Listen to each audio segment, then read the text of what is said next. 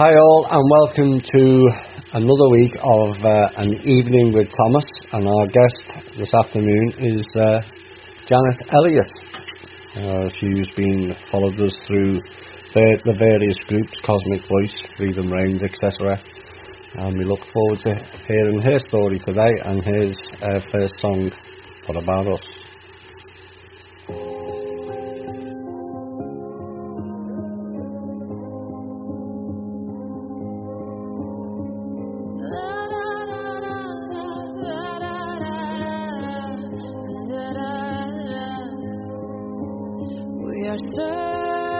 Searchlights we can see in the dark. We are rockets pointed up at the stars. We are billions of beautiful hearts. And you sold us down the river too far. What about us? What about all the times you said you had the answer? What about us? What about all the broken happy ever after? What about us? What about all the plans that ended in disaster? What about love? What about trust? What about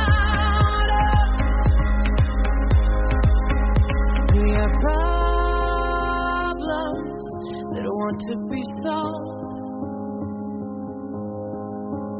We are children that need to be loved. We were willing, we came when you called, but man, you fooled us. Enough is what about us? What about all the times you said you had the answer? What about us? What about all the broken happy ever after? What about us? What about all the plans that ended in disaster? What about love? What about trust? What about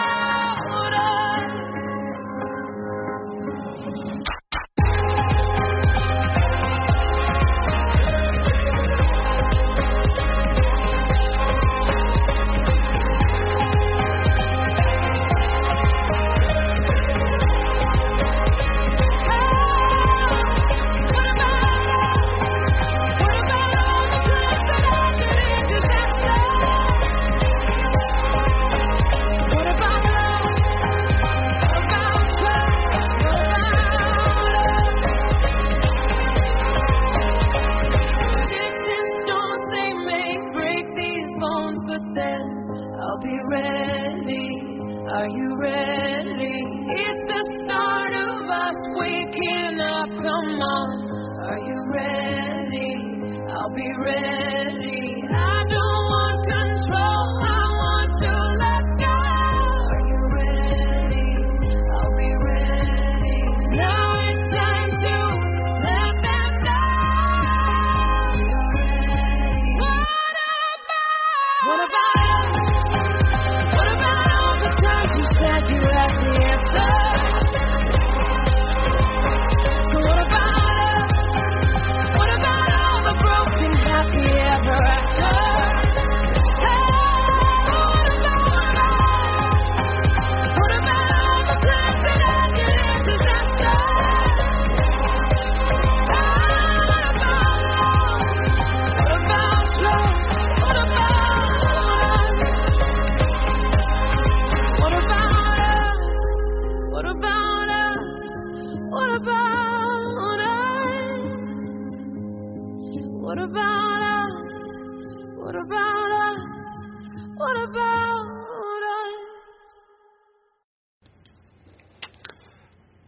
Hi all, and welcome to another episode of An Evening with Thomas. This is part 13, and we're delighted to have on Janet Elliott today, who's kind of gone through the various groups, connected with Drake and whatnot, and arrived at THI, and I had the pleasure of meeting Janet at a Kevin Annett meeting recently. We had a good chat, and she expressed a desire to come on the show today and tell her story. So, hi to Janet.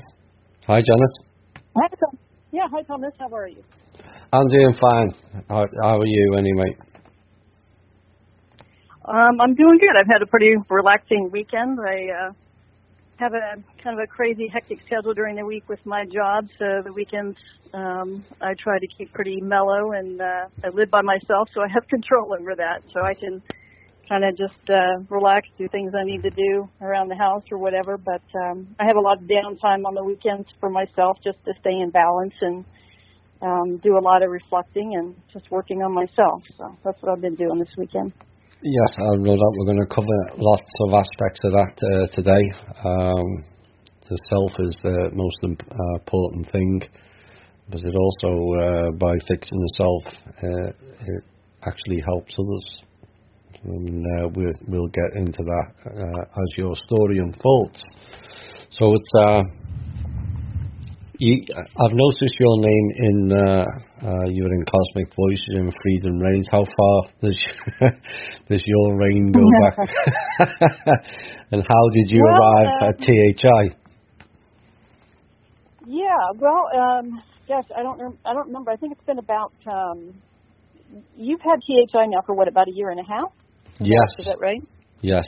And I've been listening. Yeah, I've been listening to your show since you started THI, and I think I started listening to you and Drake on Cosmic Voice probably about 3.5 years ago,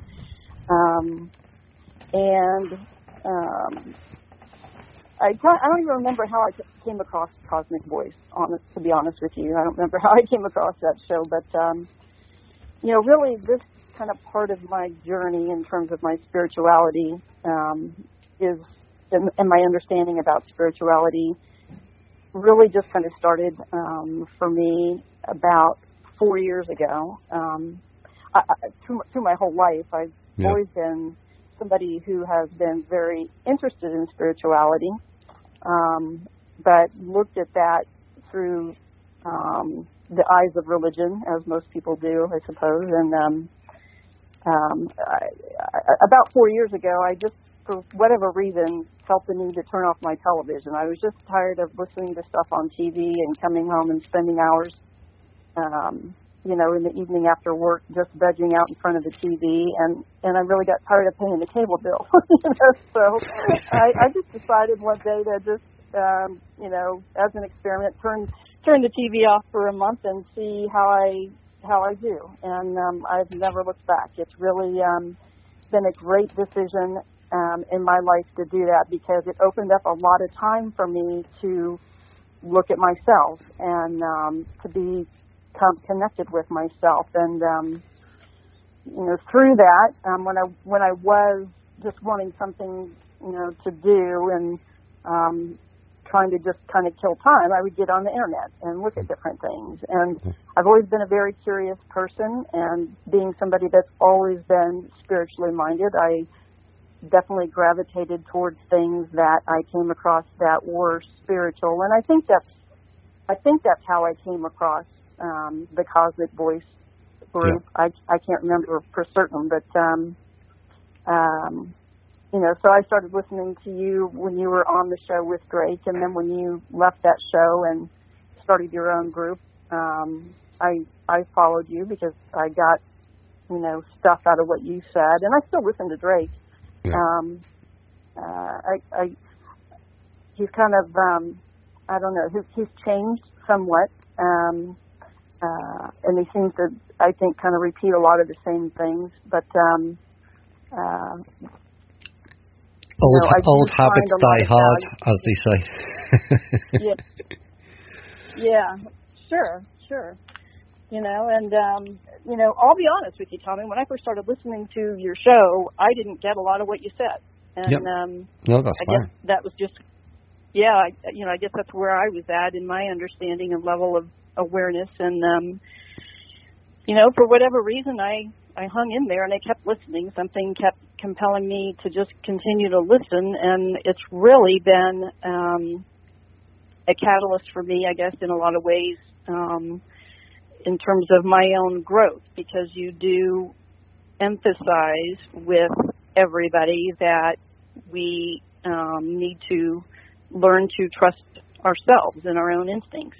And so that part of your message has always resonated with me. That's something that I've always felt throughout my life, even though I haven't necessarily always felt comfortable doing that, I guess. Because I've certainly gone down the road of religion in a lot of ways, and was that an easy path to step off, the religious path? Yeah, well, just kind of backing up a little bit, throughout my childhood, I grew up in a Catholic family with, a mother at least. My dad, I don't think he really, he went to the Catholic Church, but I really don't know how much he was actually into it. But my mom was and still is very staunchly a Catholic, and definitely, tried to raise myself and my siblings in that religion. And, so even though I got to an age where that really didn't resonate with me and I didn't feel like that was something that I wanted to continue, you still have that teaching that is part of your mindset, and it's hard to get away from that. And if you're not exposed to something different, then those teachings still are in you, and they do have some influence over you, Yeah, absolutely. It's the comfort zone. I think we were talking about this earlier. So how was childhood for you in general, outside of religion? Well, it was odd.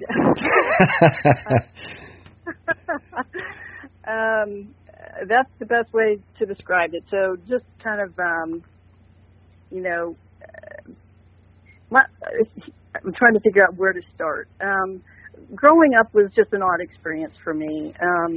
My dad was schizophrenic, or he was diagnosed as schizophrenic, and that was never explained to me, or, I have an older sister and I have two younger brothers, and that was never really explained to me until, actually it was never explained to me.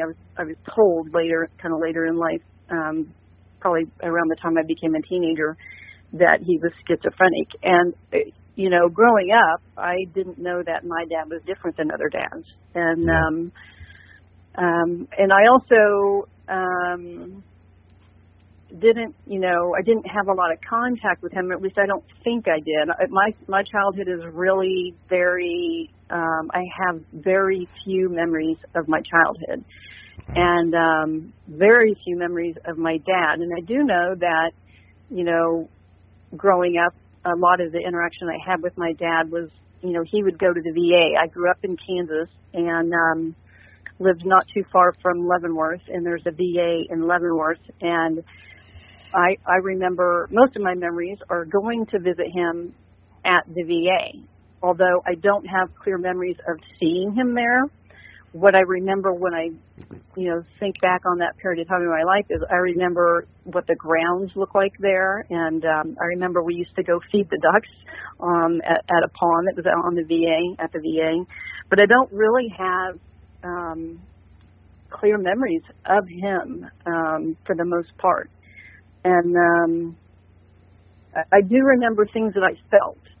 That's the memories I have. I do remember, when I first started to realize, probably in, junior high, when I started kind of going out and doing sleepovers with friends and things and seeing their families interact and how different it was from my family. That's really when I started to realize, my family's a little different, you know, and my dad's not like everybody else's dad, you know, and you know, that's when I started, you know, kind of asking questions. But my mother was not really very open with discussing a lot about my dad. She'd get, you know, emotional, and she would shut down. And you know, so it was just a topic that we just were not really allowed to ask questions about, and we kind of had to figure out things on our own. And you know, coupled with that, my mother was a very angry person, and I'm sure a lot of that, you know, looking back, was just she was going through a lot of stress and anxiety with being basically a single mom. You know, this is in the, you know, the 60s and the 70s when I was growing up. And so, you know, she went from being, you know, married and having children, and her husband, and that relationship changing after, you know, he started acting differently, and she had to, you know, put herself in the role of the person that's now raising the kids by herself and having to make all the money. Although my dad worked, he worked actually for TWA. I don't know how many people are familiar with that, but that was an airline that's no longer around. And so, you know, she had a lot of anger, and she was not somebody that was really nurturing and supportive with her children. We were kind of left on our own in terms of trying to figure things out and trying to raise ourselves, really, in a lot of ways. We were at home by ourselves a lot.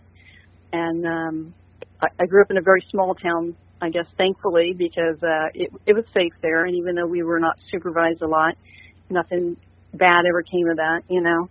And, you know, but it was just an odd childhood because I just grew up in an environment that's not certainly traditional, and there wasn't really any support or guidance. I had a father who was schizophrenic and couldn't really be a parent, and a mother who was very distant, and when she wasn't being, you know, very distant, you didn't want to be around her anyway because she was angry, and you know, you were just walking around it. This is kind of replicated even on the guests we've had with An Evening with Thomas, where we all kind of grew up in, to use the probably most common word, dysfunctional. I remember telling my own mother our family was dysfunctional. She didn't like it too much, but it was the truth. People don't like truth too much.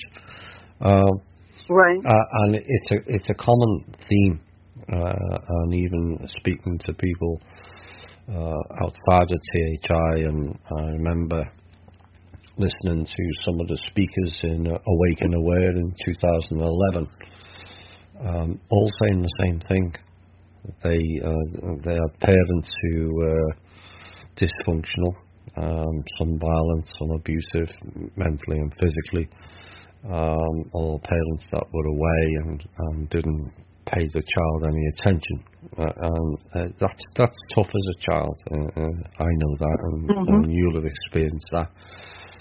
But when I look back now, and it's easy to look back in hindsight, it gave us an inner steel to make our own path, because we've all seen examples of families where they can be, we call it mollycoddling in England, where the child's not allowed to grow up because the parents want to control the child. No, they want to keep hold of the child forever, and so the child stays at home till about their 30s, and they don't want for nothing, so they don't need to strive for anything. So whilst it was not pleasant in the beginning part of your life, now we can take a step back and overview. It actually, for many of us, has actually helped us, because we've then had to learn more about the self and not allow the behaviours or moods or mannerisms of others to put us off our own path. And in essence, this is what the alternative media is all about. We're all on a certain path, and you'll have people who stand on the corner and try to pull you sideways and off it. But most of us have got that steely resolve we see the change, we see there's issues, and we're going to stand up and fight for it, because no one fought for us when we were children and our families were dysfunctional. So I think there's aspects to that. Would you agree? Yeah, definitely. Certainly took me a long time to get to the point I am right now, where I can look back and see the positive aspects from, the things that I dealt with when I was growing up. When I was in the middle of that, and even when I got out of that, and I was living on my own, there was certainly a lot of negative effects that followed me from that, and just feeling disconnected and feeling not supported and feeling very alone for a long time. I really for a long time felt a lot of, I guess, what's the word I'm looking for? I felt sorry for myself in some ways, in some aspects, and insecure and unloved, probably the best two.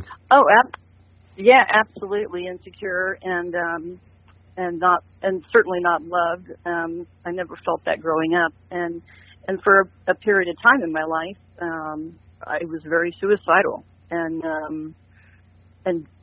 didn't talk to anybody about it for a long time. I just dealt with it myself, until one day I just got to a point where I had to say something to somebody, because I knew I was really on the edge of, I kind of felt like I was on the edge of either following through with it, or I was losing my mind. I really was, and there's more to that than I have actually talked about now, but, I did feel like I was, something bad was going to happen one way or the other. I was in a very bad place emotionally, and I finally said something to my sister about it. But it took me many years to work through a lot of the negative aspects of what didn't occur and what did occur, I guess, in my childhood.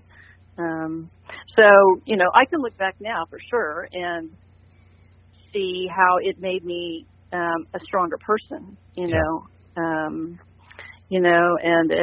it did help me to get to a point, I guess, where I grew up never feeling supported. So I just came to a point where I didn't care anymore so much about what other people thought of me, because I never had that anyway. That was never part of my upbringing anyway. I felt like nobody cared what I thought or who I was, or and so I guess I came to a point in my life maybe earlier than some people do, where that wasn't so important to me anymore, and I was comfortable with myself.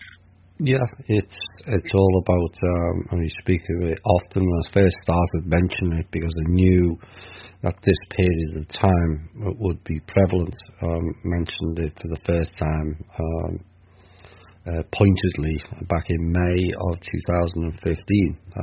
Things would ramp up and people had to focus on themselves and not worry about loved ones or family and friends. It's all about you, and that's not a selfish thing to do, because how can you wish to help others if you can't help yourself? And so you have to get yourself on a platform of stability, acting in your own sovereignty, and learning to tell yourself the truth, which is one of the biggest aspects that many people go through, because we all have, at various stages in our life, had this mask of illusion, that I call it, where we're putting on a face to some people and a different face to other people, and neither is the real you. Yeah. And it's getting back to being right. the real you.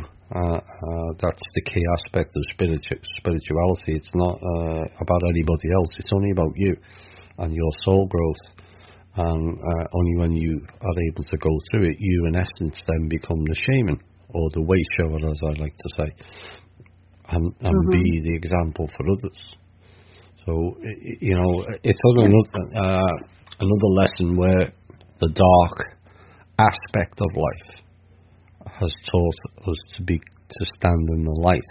So your unpleasant experiences as a child, which led you to a point of considering suicide, in essence taught you which way to go. Is that something that you would resonate with?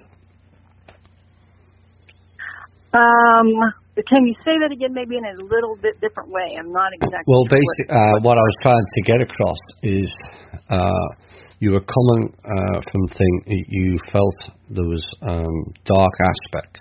It certainly wasn't a positive environment that you were living in your own home.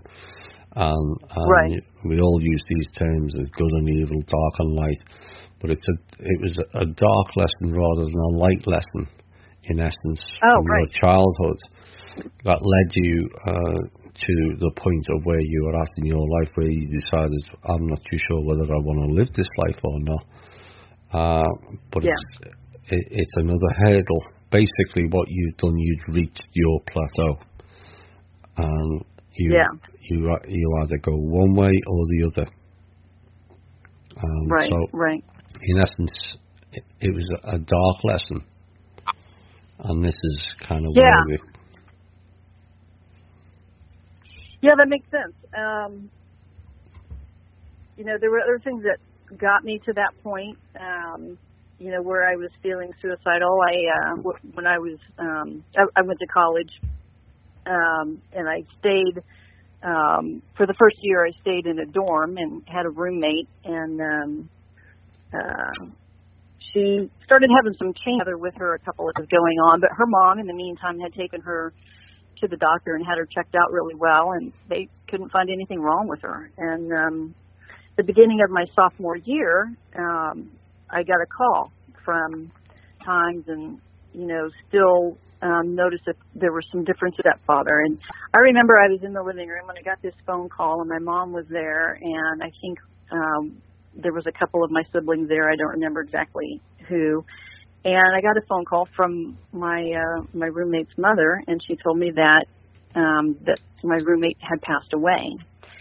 And basically what had happened is she had, when they were moving her into, she was going to be living off campus, and when they were moving her into the place where she was staying, she started experiencing some pain in her neck and in her head, and just thought that maybe, she had lifted something too heavy and caused, a pull in the muscle or something, but that eventually became increasingly worse to the point where her mom decided that she needed to take her to the doctor or take her to the hospital. And in the meantime, they got to the hospital, and she was kind of in and out of consciousness, as I recall her mom describing it. And they did some testing on her and found out that she had an aneurysm in her brain, and it was pretty swollen. And they were waiting for her to, they had given her some stuff, I guess, to help try to decrease the pressure. Well, in the meantime, the aneurysm burst, and she, pretty much died instantly when that happened. And so her mom's describing this to me, on the phone, and I'm just in disbelief, obviously. And I didn't really react emotionally when I was on the phone. But, people in the room could hear my side of the conversation and knew, that there was something, not quite right. And when I got off the phone, I remember saying that she had passed away, and I lost it at that point. Emotionally, I started to break down and cry. And, nobody reacted with empathy or sympathy or any kind of emotional support. And that's what I remember about my childhood. That was sort of typical. And that's a pretty extreme example of, you might want to reach out and provide some support at this point in time, And I remember just going to my room and dealing with that myself. There was no emotional support, literally, at times in my life where most, children would get emotional support, and that was really, that was sort of the last straw for me. I went to school. I remember going to school I went to school at the University of Kansas, and I remember walking on the campus after that, and I remember thinking that I was seeing her ahead, and then I'd come up to the person and not say anything, but they would turn around, and then I of course realized that it's not her. Mm-hmm. And so I really felt like I was losing touch with reality kind of at that point. And that's the period of time where I had just had it. I looked back on my life at that point, and I was like, if this is what life is about, this really sucks. If childhood, if my childhood is an example of the way the world is, I had no other experiences at that point to show me anything different, I just remember my mentality was, if this is the way life is, I don't want to be here. I would rather just end it and be over with it,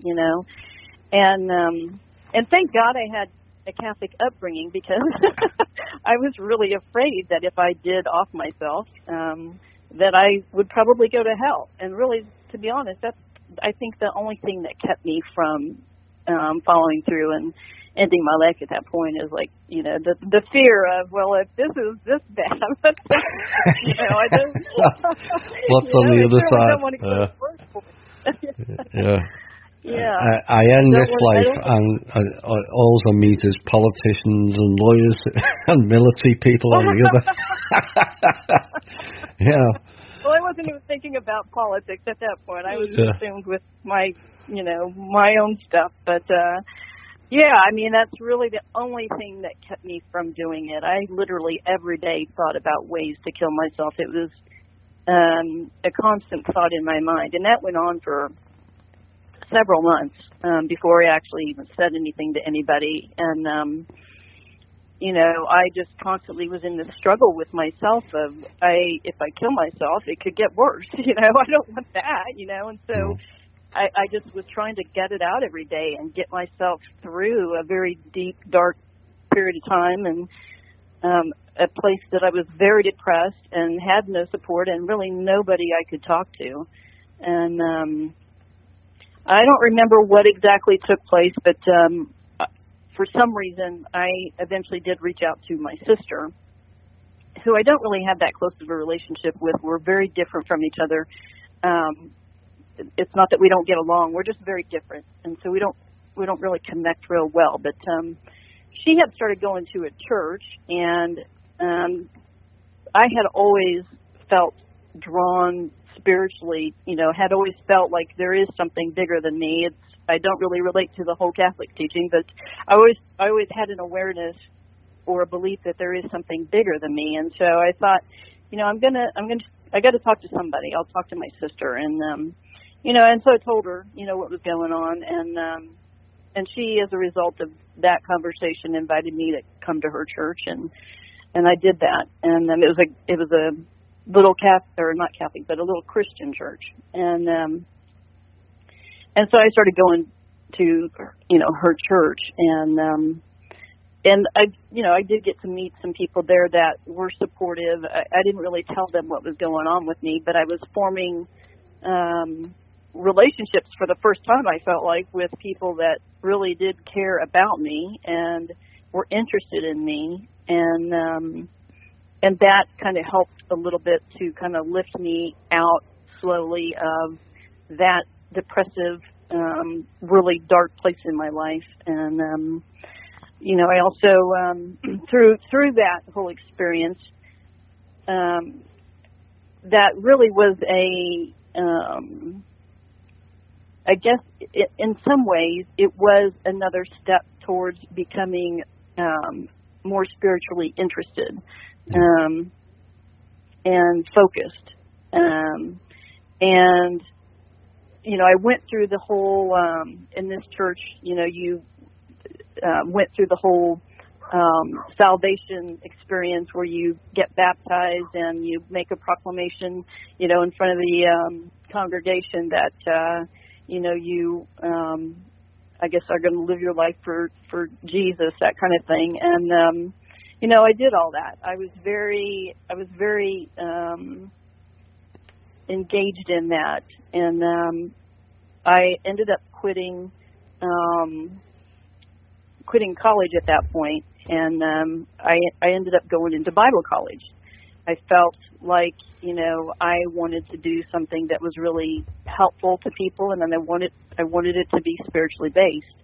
And, I felt like a lot of the stuff that I had gone through were things that other people could relate to, and I could kind of help with that.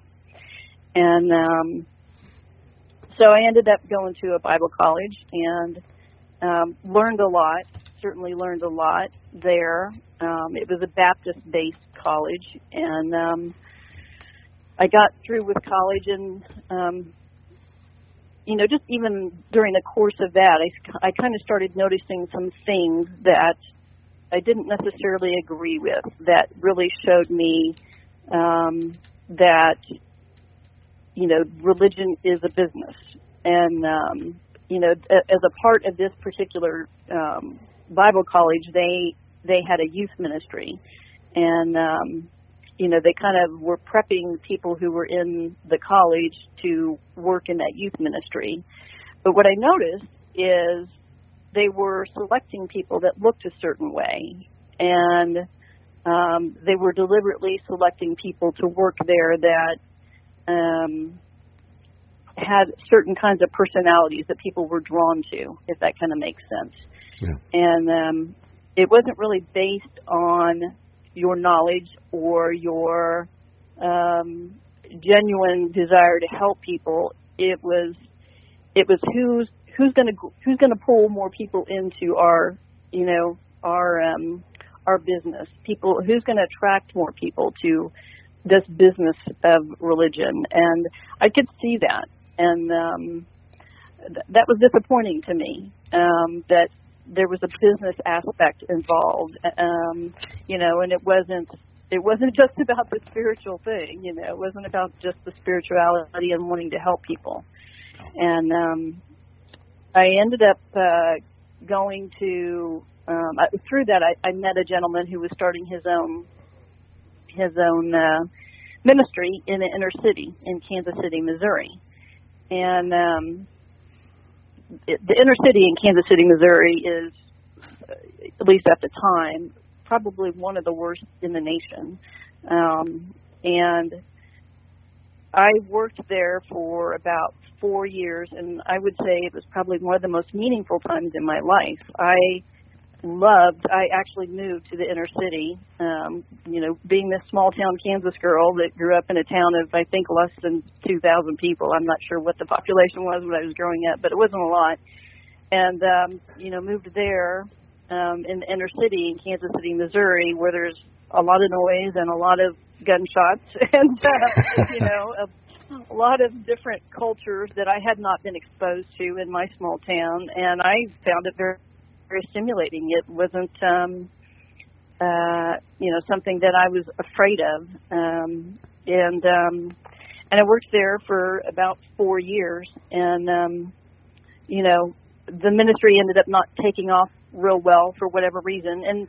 And I didn't get a paycheck in the traditional way people would get paid. I was considered a missionary, and so I had to raise my own support, is the way they put it, which basically meant I had to go to churches and tell people about the ministry and ask people to support me in that ministry. And so people would pledge a certain amount of money to send me every month, and that was what I lived on. That was not real reliable. Sometimes people sent you money, sometimes they didn't, So you became a salesman, or salesperson, in essence. Surely not that. Yeah.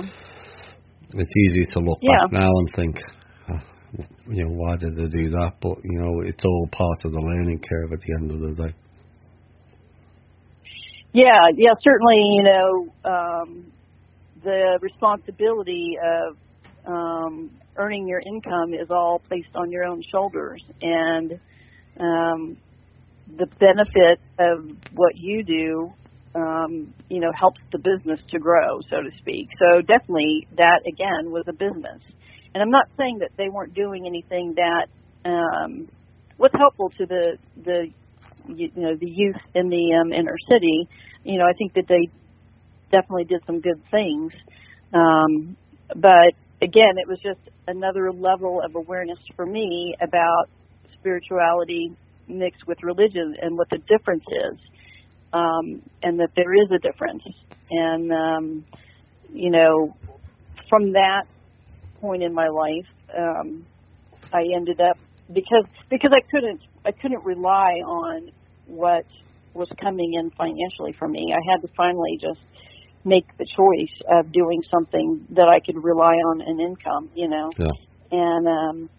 And also, I kind of felt like I was ready to move on. Like,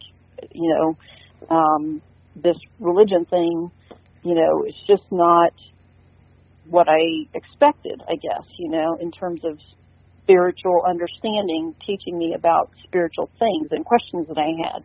And the other thing too is I remember thinking, well, I don't have all the answers, and I just felt uncomfortable sort of being in the position of, people looking to me, even though these were adolescents, people looking to me for answers about spirituality when I felt like, well, I don't really know the answer to that, that is a responsibility that I felt like I wasn't really prepared for. I did have that awareness. And, I looked at people around me who were my peers, and, I think a lot of people, when they're in that position, they just sort of try to make things up and present it as truth. And I didn't feel comfortable doing that, No. And it's the key that I feel, or the difference between religion and spirituality, is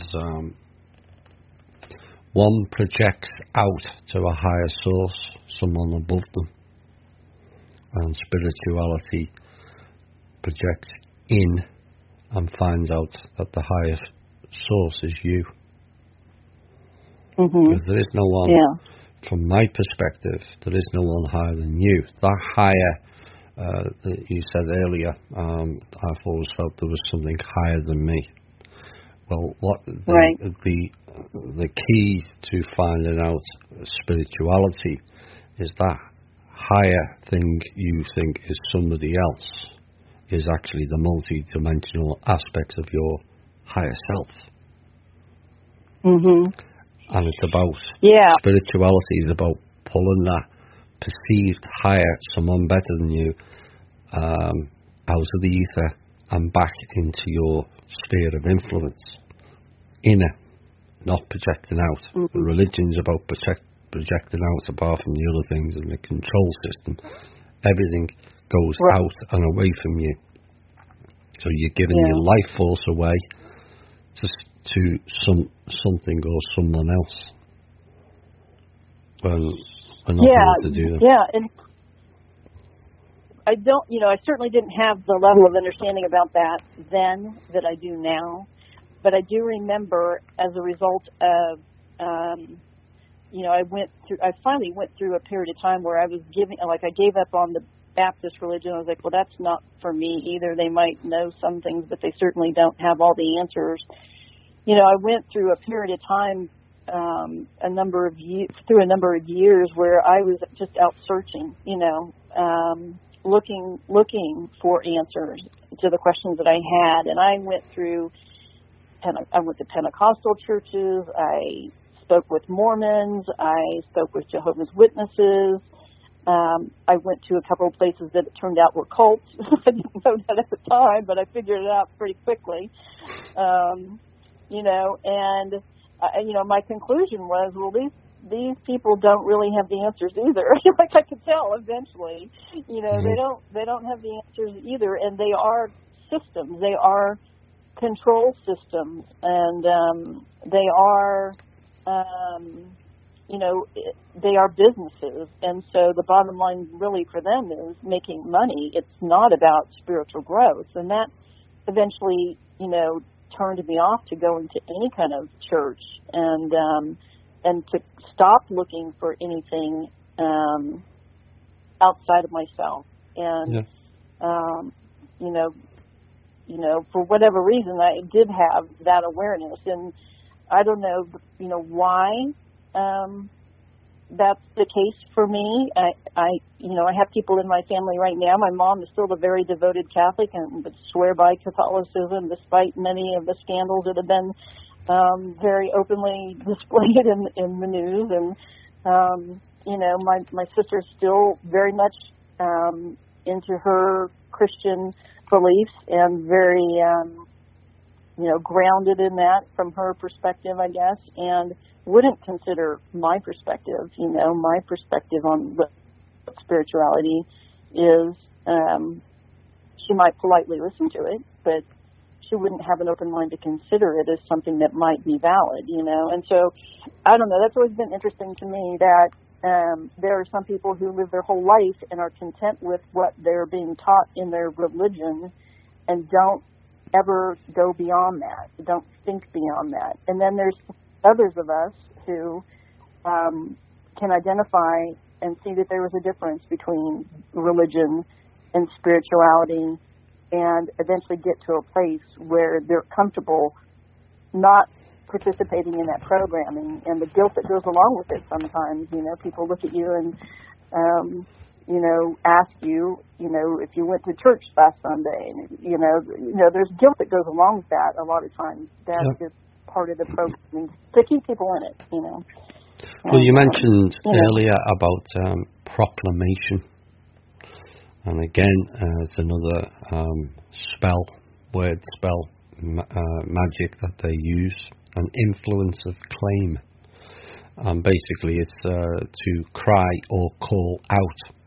So again, it's a projection outside of you that they're looking for and not inside. And this goes into the boxes. Basically, the people who want to stick with religion are in a very big box because there's a lot of people needed to fill it. And the key to those who step out of it has to come down from the next layer of the box where you, which is what you did. You had part religion and part spirituality, so you went in the next box down, and eventually this is like the Russian dolls. You go from the bigger box into the smaller box, which is you. But from the overview point of view, what is perceived as the smallest box is actually the greatest parcel ever and the biggest, and that's you.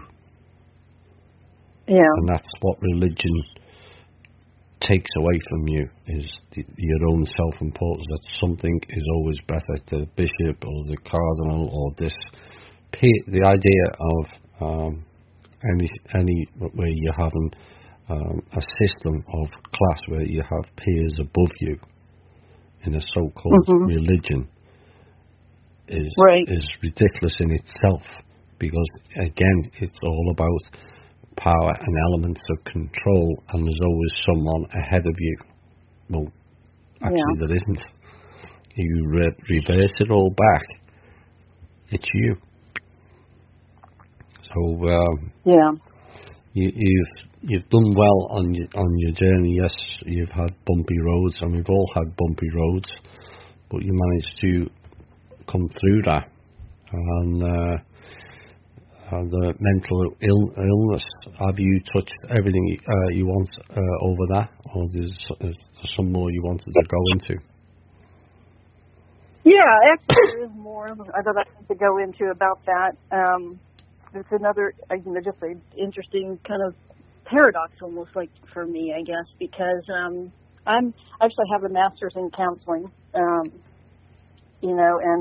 growing up with my dad being schizophrenic, I always, once I realized, that he had that diagnosis, I obviously started having questions about that. And I'm just a very curious person to begin with. I am a questioner, and I like to know things. And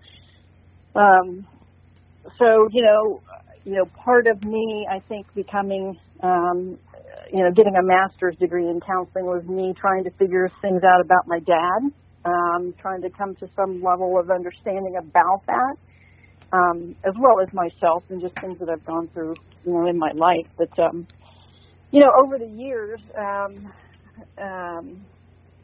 even when I was growing up, I remember, for whatever reason, thinking that I just had some suspicions about whether or not he really was schizophrenic. He was in the Navy, and he went to the VA for his treatment. And I just remember, for some reason, questioning his diagnosis, and I don't know why. There was nothing that I had evidence for that, I guess, caused me to question that. But for some reason, I did. And maybe that was just a child looking at their dad not wanting to, believe that. I don't know.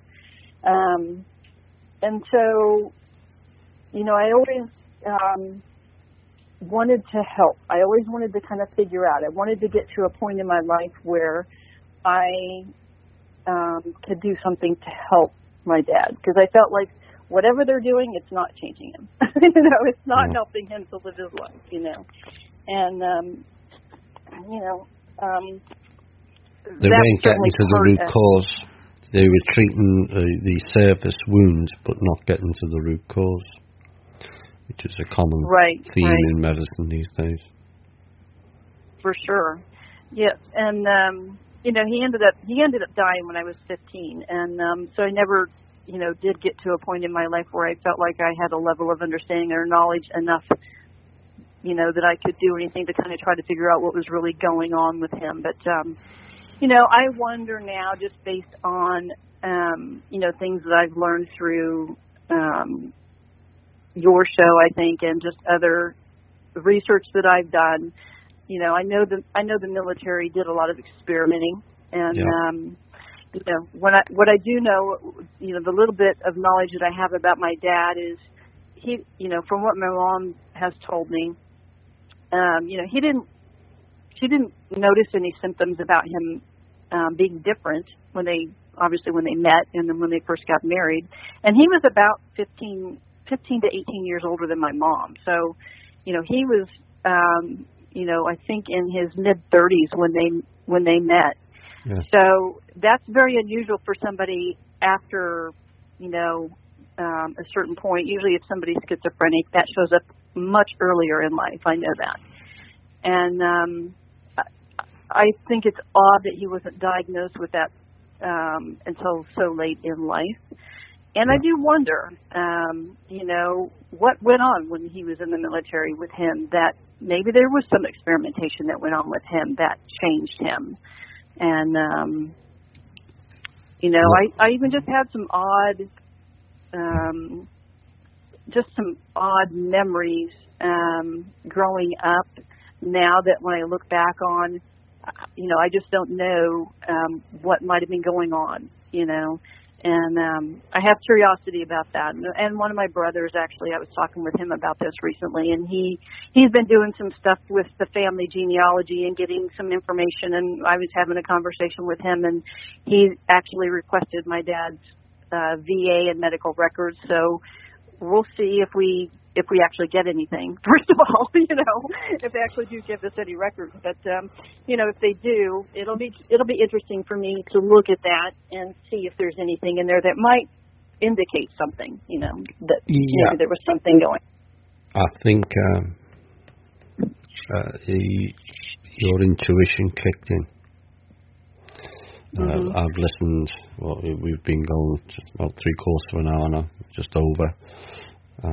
You mentioned something earlier, gaps in memory of yourself, and you didn't have much memory. That is a key. You know, obviously, I'm aware of the topics you're going to cover, but obviously, you didn't give the details. I just asked people to give me topics, and I can lead in. But I would have picked up on that straight away. You know, Leavenworth is one of the ones that have been mentioned to do with experimentation. Really? Yeah. Huh. Now, well, you know, schizophrenia, hearing voices in the head. Well, we all have voices in our head. It just depends on which one you know. There's little voices there's chatter going on in people's head all day, and it's not your voice, but you're picking up frequencies of what could be other people talking, but you're not fully tuned in, but you're just hearing that background noise. Now, schizophrenia is pulling forward where you end up arguing with this particular entity. And now, most times, and this is where they won't cover it in mainstream science or health, is the alters. Because that's where it gets into the military experimentation, where they fracture the brain and create altered versions of you.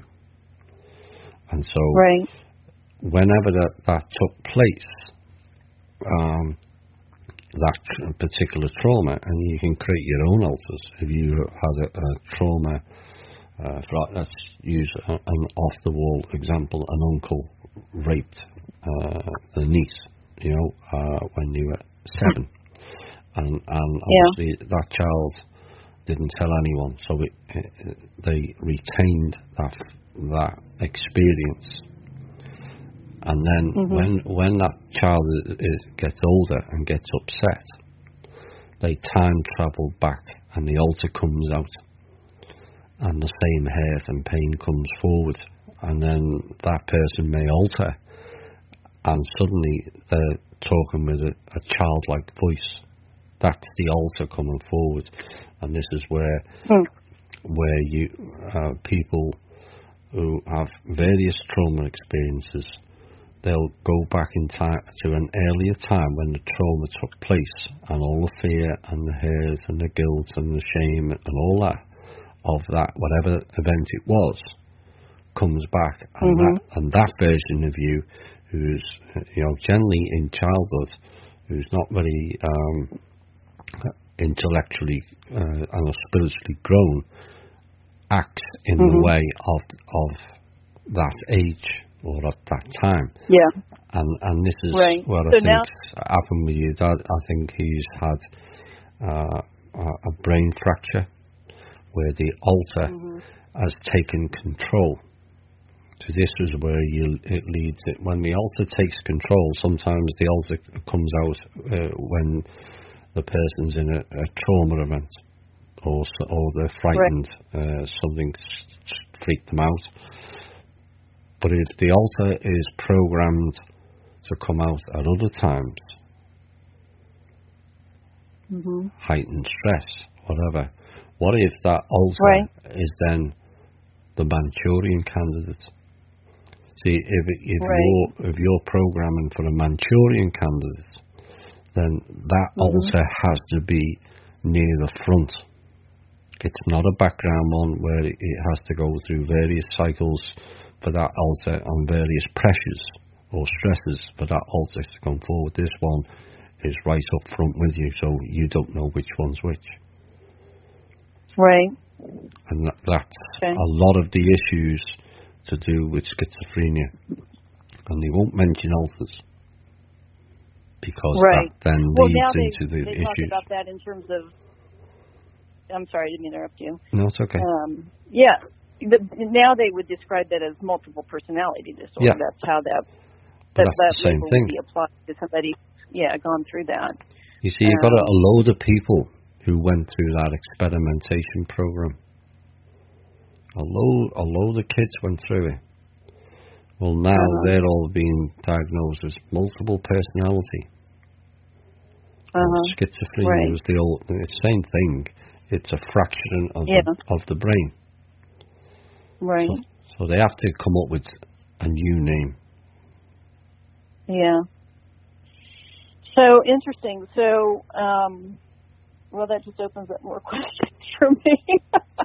Well, that's good. What do you know then about Leavenworth? Because this, that's new information for me. It's one of the names that came up.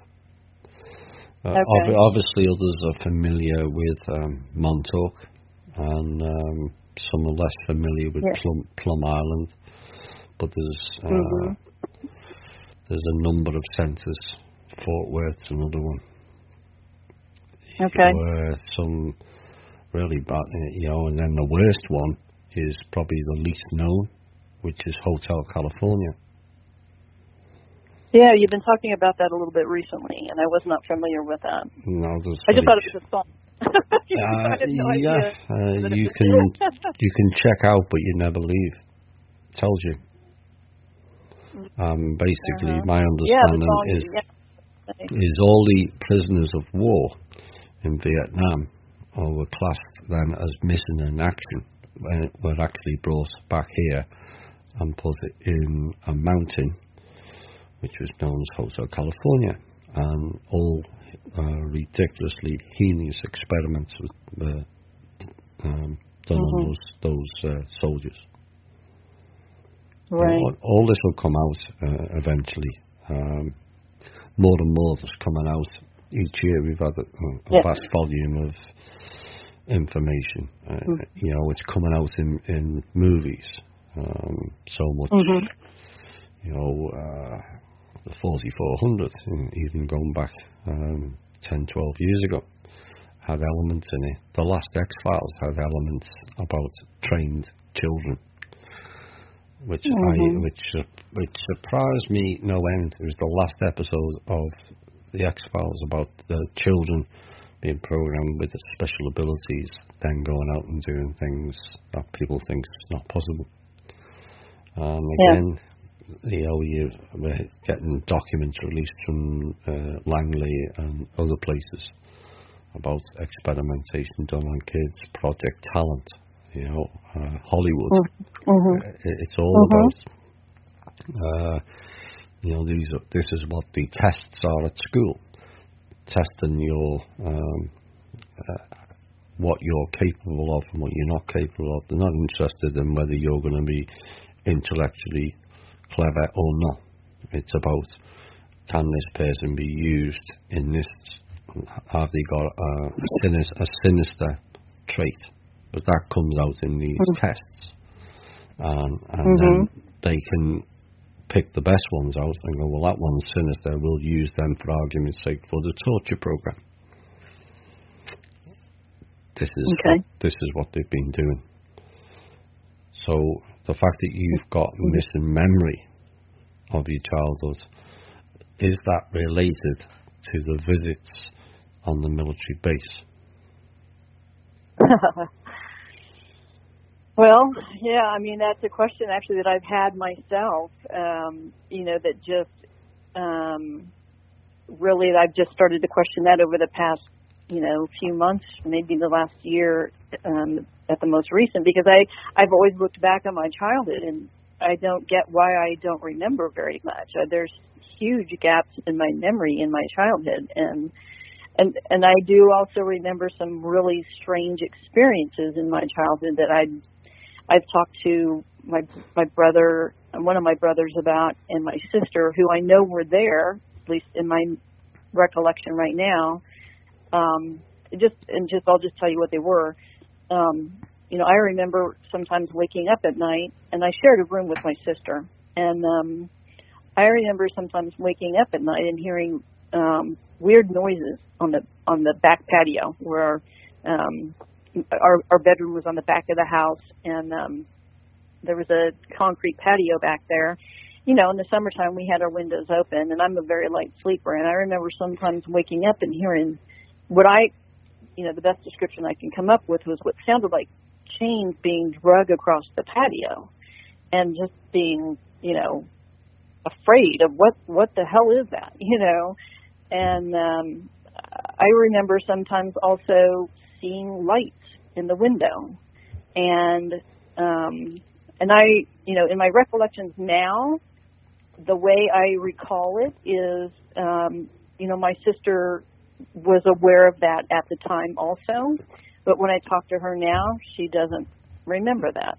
And I spoke with my brother just on a recent visit home and asked him about that, because sometimes when she was out with her friends or whatever, my younger brother would come in and he'd sleep with me in the bedroom, and there were a couple of times where he was in the room, and I remember him also hearing the noises and also seeing the lights. But when I asked him about it recently, he doesn't remember that. But I remember it, and it didn't seem like something that I just imagined, No, whatever it was, I don't know, Yeah, that's part what of the point was, I don't know. The problem is then the self-doubt. Well, if two people don't remember it, I must doubt myself.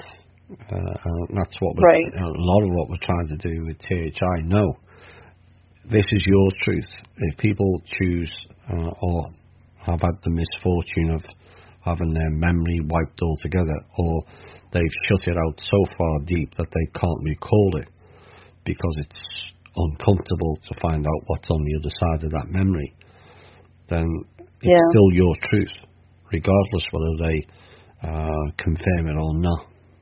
And that's the important thing. Right, what we're going to do, we'll come back and cover some more aspects of this, and we're going to have your second song now, so you can have a little break. Okay. It's a fitting song. Does it describe you? Okay. All right. We'll be back soon with more from Janet Elliott. Okay.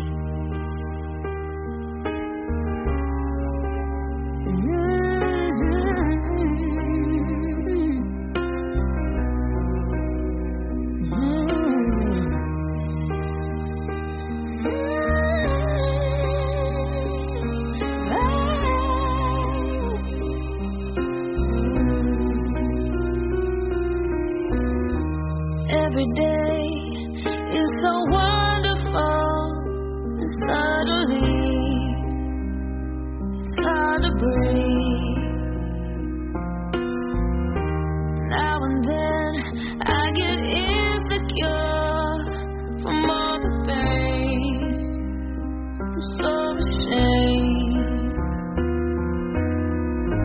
I am beautiful, no matter what they say. Words can't bring me down. I am beautiful.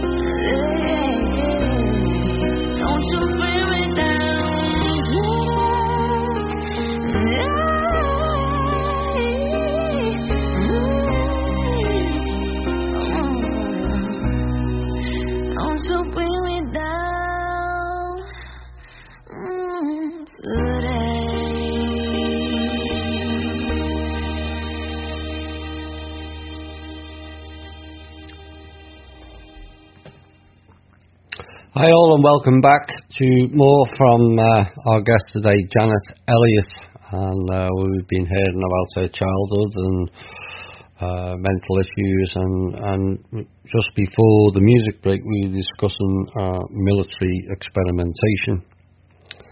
And are you there, Janet? Yeah, I'm here.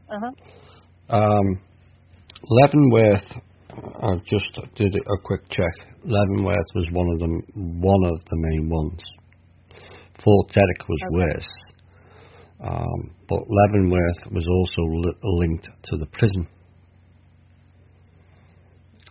Okay. And I couldn't remember the guy's name. I just checked the guy's name up. Bolger, was it? Who was the Boston mobster, agreed to have MK Ultra done on him in 1963 at Leavenworth, while he was in Leavenworth. Really? Okay. James Whitey Bulger, a mobster. Okay. And he volunteered for MK Ultra while serving part of his sentence at Leavenworth. So the prison at Leavenworth is also linked to the fort. And if you didn't take part in the experiments, then you were threatened with imprisonment at Fort Leavenworth. Okay.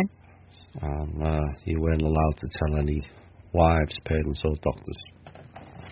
Otherwise, you got in prison. Yeah. So this is kind of the fun and games. And yet again, you listen to the show, I've mentioned the giant elephant in the room in this country, CIA. Of course, they started it. Well, it wasn't them that started it, but they carried it on from the OSS, which is nice, convenient name. Operation SS.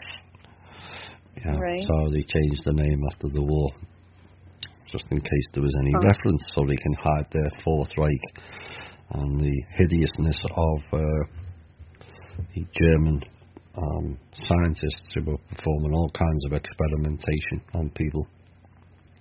Right. Were brought over here in paperclip. Well, let me ask you a question then. So, yeah. So you seem to be saying that, if I'm understanding correctly, that not only, were members of the military experimented on, but perhaps the family were as well, without their knowledge or consent. Is that possible? Yes. If the child has certain qualities, see, they have the DNA of the soldier, and if it's a certain type, then certain ones are more prone to be pulled in for whatever experimentation that they're up to. So a lot of the children, in fact I would go as far as to say most of the children that were born on the bases, no matter which base, ended up in those programs. And this is kind of why so many people in America, anyone over 50 or 60, they're all sick, because you're given all kinds of stuff, and they have mind-wiping abilities. I know that seems far-fetched to some people who listen, but they have had that technology a long time, where they can pick you up. It's called MyLab, and you may think you've been abducted by ETs, but it's actually military. There's elements of both. I'm not saying it's all to do with the military. There's elements of both playing into it, but I would suspect there's more evidence of military abductions than there is ET abductions. Of course, the military also working with ETs, so there's a mixture of both in there anyway. But that probably explains your memory wipes, sadly. Yeah, well, it makes me mad. Yes, I understand that, but take the positive out of it, because you've gone through a difficult, dysfunctional family. You felt out of it at school. You lost a close friend, and you've got all these gaps of what's supposed to be, as everyone tells you, the best time of your life as a child. Personally, I don't agree with it. Right. No, I don't agree with it. It wasn't mine. You know, so right. and then suddenly you realise perhaps that your own government has been interfering with that life. Mm-hmm. But they tried everything, and you're still here. That's why I keep playing the song "I'm Still Alive" or "I'm Still Standing," because boy, have they pushed us to the limit with various programs and hooks in society, be it money, religion, sexuality, all the familiar drugs and alcohol. They're all the hooks to get you into that system. And thankfully, most of us in THI have stepped out of them and overcome it, and still standing. And boy, does that annoy them. So that's the positive you must take out of it. Yes, you deal with the anger and the frustration of it, and let it go. Right. Because it doesn't take it away from what you have now, which is you. Right. Yeah. Yeah, well, and then maybe that explains some things, too, just about other aspects of myself that I've had to overcome or deal with that maybe are somewhat related to that, because for the longest time, well, certainly in my childhood and just even into adulthood for a long time, I had a ton of anger that I just didn't even understand necessarily where it was coming from. Definitely some of it was just related to the way childhood was, and being raised in an environment with, my mother being very angry and always being defensive and on edge around her, and feeling like I had to, at a moment's notice, be ready to defend myself, always being sort of in flight or fight mode, having all that adrenaline growing up all the time carried over into my adulthood. And certainly I had to do a lot of work on myself to, first of all, to come to the awareness that that's where a lot of my anger was coming from. But then, okay, now that I know that, I still have the anger. So how do I deal with it? Because lots of little things could just trigger my anger. And I definitely have never been abusive in my life. I've never acted out of my anger towards someone in an inappropriate way. But I've carried a lot of anger with me, and had to work through that. And I kind of wonder now if some of whatever was done, if I was experimented on, if there's some lingering stuff with that was part of why I was angry. I don't know. Yeah, well, the best thing for that, if some people want to find out and some people don't. That's their personal choice, right. And again, I'll use an example. If you wish to find out, then you have to be solid in yourself. Right. Because you can't go mixing in that realm of paranormal and strange happenings and conspiracy in reality, and not be stable in the self. So you have to go in open-minded and strong within the self, grounded, centered, and shielding before you go in. Because the answers are not on the internet. The answers are not from me. The answers come from you. Yeah. And this is the key aspect. You could go in with the question for meditation. Give me some of my memories back. but you have to be careful because you're getting truth, and truth can be painful. Right. So this is why I stress the importance of being shielded and being strong before you go into that field of information and try and pull it out. Right. Yeah. I don't know if I will do that or not. I'll have to sit with myself and, decide if that's something I'm interested in, or if I'd rather just, move on, and not revisit that. Yeah, well, that's we can spend, all of us spend, I could spend my life going, oh, he did this wrong to me, and he did this wrong to me, and I just go on in that negative frame and vibration forever. Or you go, what, I don't really care.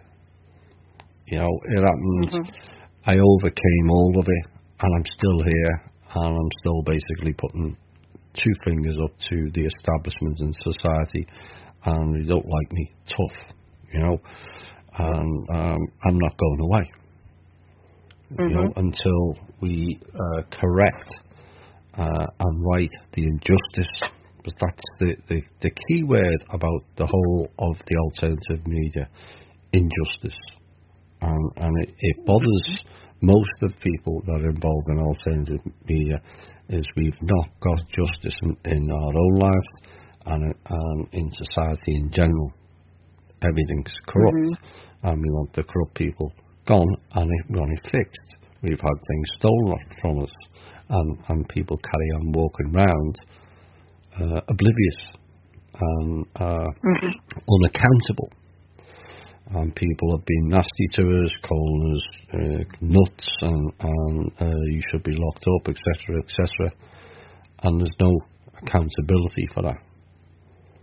So that's what drives most of us in this community, is the injustice of life.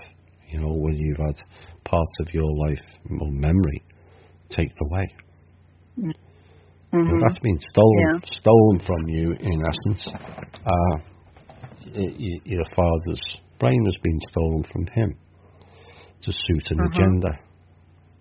Well, that again is an injustice, and that's what drives us forward. All we want in life, most people, is justice to be served, and everything corrected in a fair and balanced way. Right. Yeah, I would just like to feel. I guess, more connected with people. I'm very much somebody who's comfortable with myself, and have been for a long time. And certainly a lot of that is just the way I grew up, not feeling supported and loved and cared for, and all that stuff. I had to find a way to be comfortable with myself. But at this point in my life, too, I guess I'm finding myself more wanting to find other people like me who I can connect with, who I can talk to about these things, and they understand where I'm coming from. And I don't care so much to talk about a lot of the shallow stuff that people want to talk about, and I'll entertain those conversations, and just out of wanting to connect with the friends that I have and so forth. And I have a few friends that I can talk about some of this stuff with, just in a very shallow, in a very shallow way, and they'll entertain what I'm saying and be like, okay, Janet, whatever, but they'll at least they'll listen to what I have to say and not make me feel like I'm strange or odd or whatever. But they're so few and far between, and I guess I do feel like, gosh, it would be great to have a community of people that I can meet with and talk to about these things, and just be relaxed and open about who I am and what I think and what my experiences are, and not feel guarded, and not feel like I'm going to be looked at as some odd person, This is. I do feel that. this is why I created THI the way it is, because it's we are inhibited. There's certain aspects of our life where we can't be ourselves, which is the most frustrating thing. And then you get into a situation where you think these people are just caustic, and toxic. And so many of us have lost friends or family or partners or husbands or wives because they no longer resonate anymore. And like is seeking like. And the fact that people have been married 20, 30 years has now become irrelevant in the search for the truth and the search for the self. And this is what's playing out. And so THI, I wanted it to be one family where everyone can be as off the wall as they like with their experiences. Because it's a place where people can say their own truth and not expect somebody to be critical of it. Someone telling you it's not your truth, those people are irrelevant, because what's your truth? Like you mentioned earlier, your brother and sister can't remember it. Well, that doesn't mean to say that your truth isn't correct. We were discussing earlier about a member from Cosmic Voice asking me when is he getting disclosure when he's already had a disclosure. He's had his own experiences, but he wants somebody else to validate it. Well, that's in a spiritual world ridiculous. And this again, it's looking for external confirmation or external gratification or external prayers when all of it is contained within. And so THI, we've had, and we do this shows to let people unload some of their baggage, which you've done today. Felt brave to do so, and it then gives you a release in other aspects. If you're like, well, you know what, I went on a radio show and did that. Well, if I can do that, I can go and be myself, whatever I want to be. And if people don't like it, well, it's tough on them. We don't like the way they act, with it walking around with blinkers and zombie phones, So I understand where you're coming from, where you want to seek like. Maybe contribute more on the page, because everyone looks after each other. That's the way I wanted it to be, because most of us have little, very few confidence where you can go and speak to somebody about anything, not feel you're going to be have eyes rolled at you or laughed at or abused, or they just ignore you and walk away. It's just sad that everyone's spread out across the world, but it's better than it was 20 years ago when you felt you had no one. The internet has given us that. Definitely. And so no one thinks that you're off the wall, because everyone's had. We had Randy Dupre. He was talking about time travel on submarines. That went from one coast to another. Again, and people go, well, that's not possible. Well, how do you know? But that's his experience.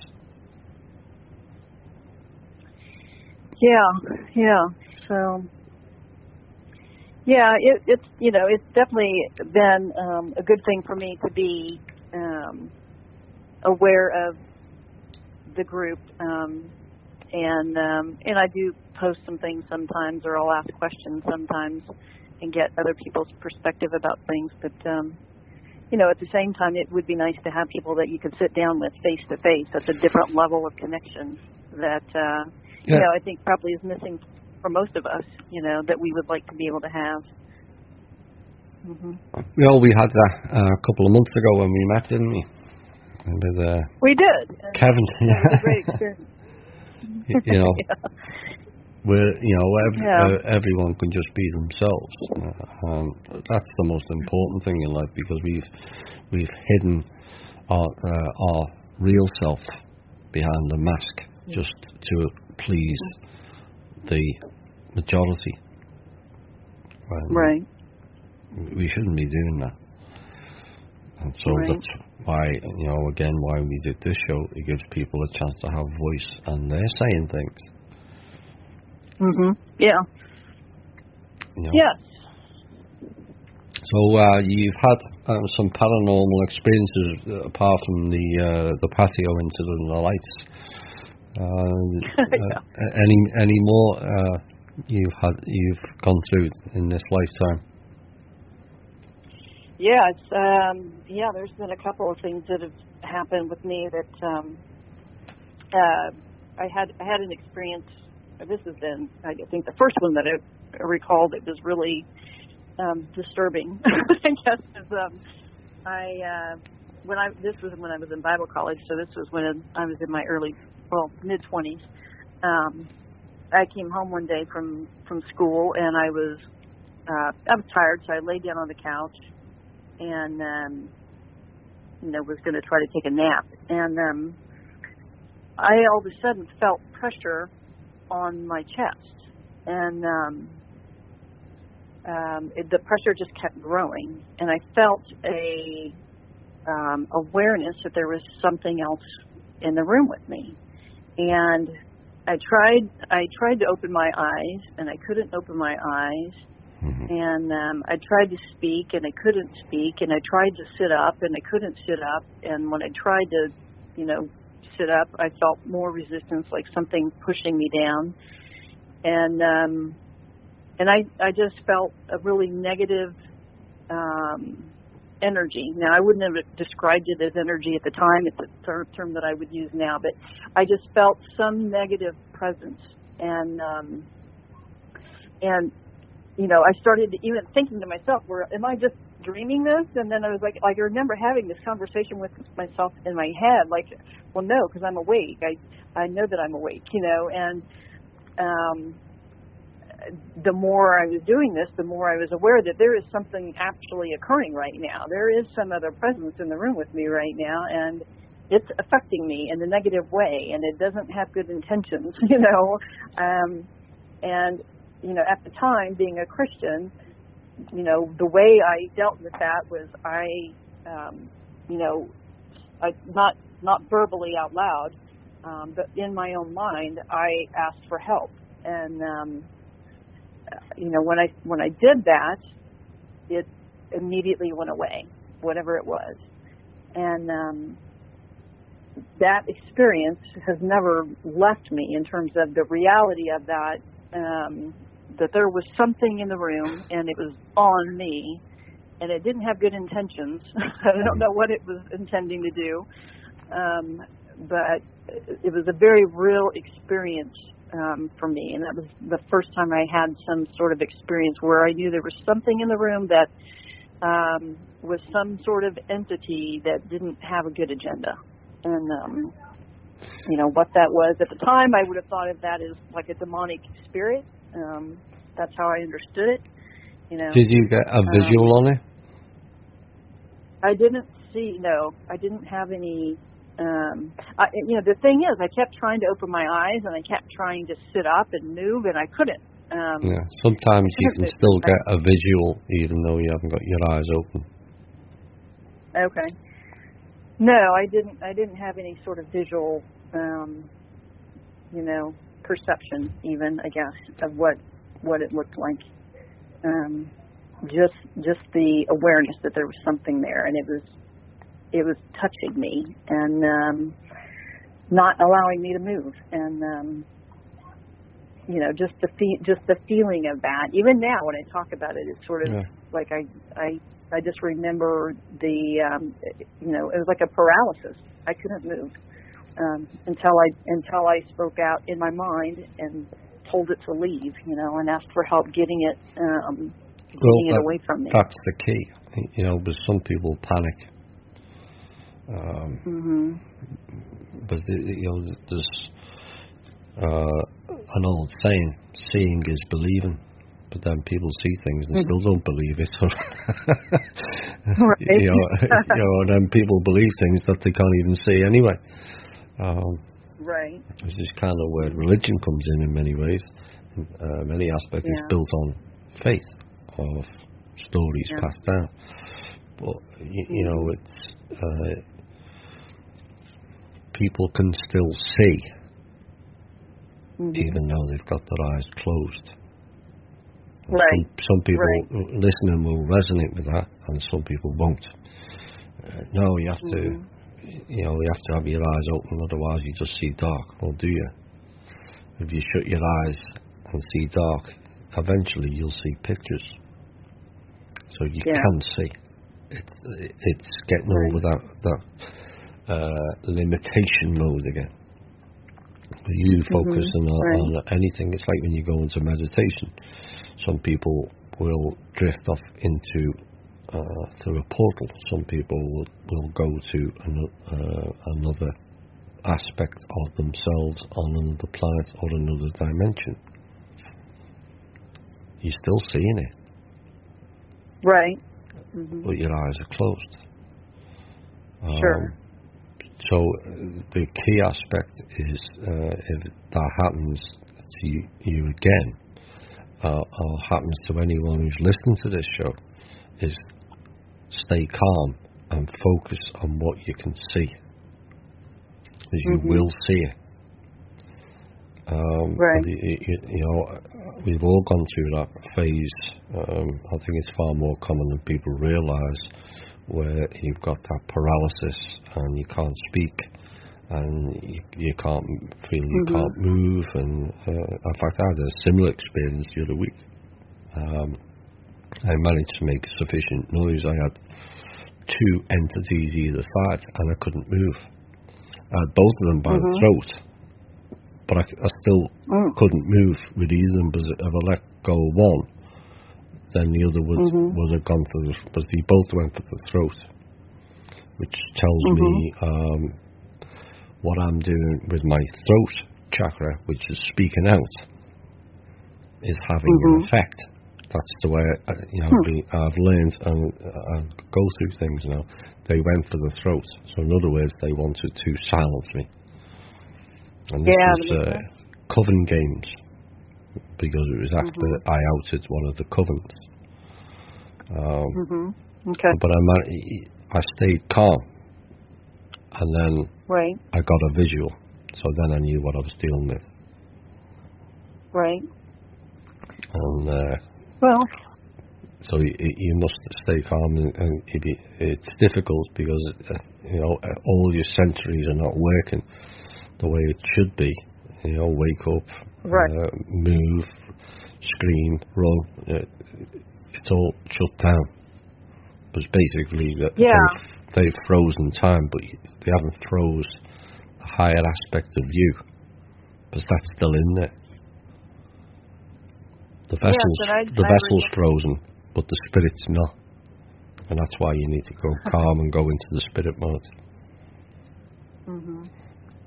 Yeah, and I remember having that awareness. Now that you say that, I remember, starting to feel like myself. I started to feel like I was panicking a little bit, and having the awareness that I need to stay calm and I need to keep composed, in order to figure out how to deal with this thing. So I don't know. I guess that was my higher self that at the time was telling me that. And I've had a few experiences since then that happened later in life. It was another probably 10 years before I had another experience like that. But I had a roommate, and I was living in a townhome, and we had neighbors, a couple that, now I'm just telling you this because I think it's related to what happened, that they were very abusive. And it was actually, in this relationship, it was the female that was abusive to the male. And we could hear them. And I had some I had some experiences at night where I would be laying in bed and I hadn't fallen asleep yet, and I would then feel a presence in my room, and I would at that time I was able to open my eyes and I was able to move, and I would open my eyes and I would see something at the foot of my bed, and it was the outline of something. It wasn't like I could really see features, but I could see that it was rather large, and I could see the outline of it, and it was very broad-shouldered and very tall, and it felt very evil, I guess is the best way of putting it. Again, it was just felt like something that didn't have any good intentions, and there were a couple times where I felt that it touched me on my leg. And I remember again at the time, sort of starting to feel myself panic and, thinking, oh, what's this and how do I deal with this? But, not allowing myself to stay in that fear and staying calm, trying to keep my composure. And, again, basically telling it to leave. And, they were experiences that were real. They were not a figment of my imagination, and they weren't me dreaming. I was wide awake when these things happened, and I did in those.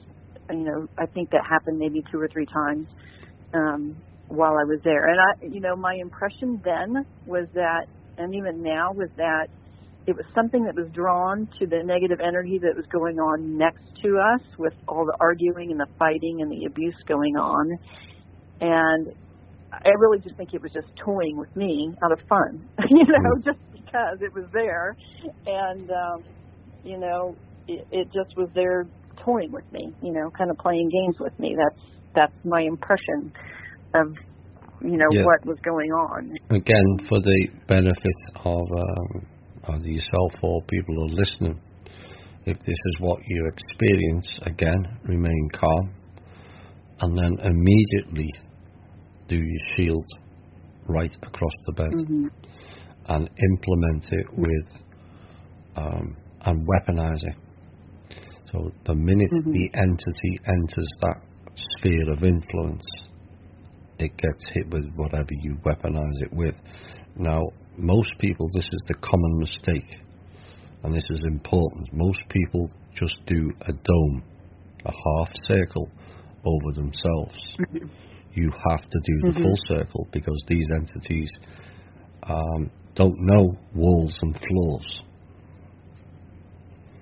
Okay. So just because people will go and make the shape, and it goes from one side of the bed to the other, what if it comes up from below the floor? Right. And it's important that you continue the half dome into the full dome and do underneath as well. As above, so below. Yeah. Because it's a common mistake. But, right.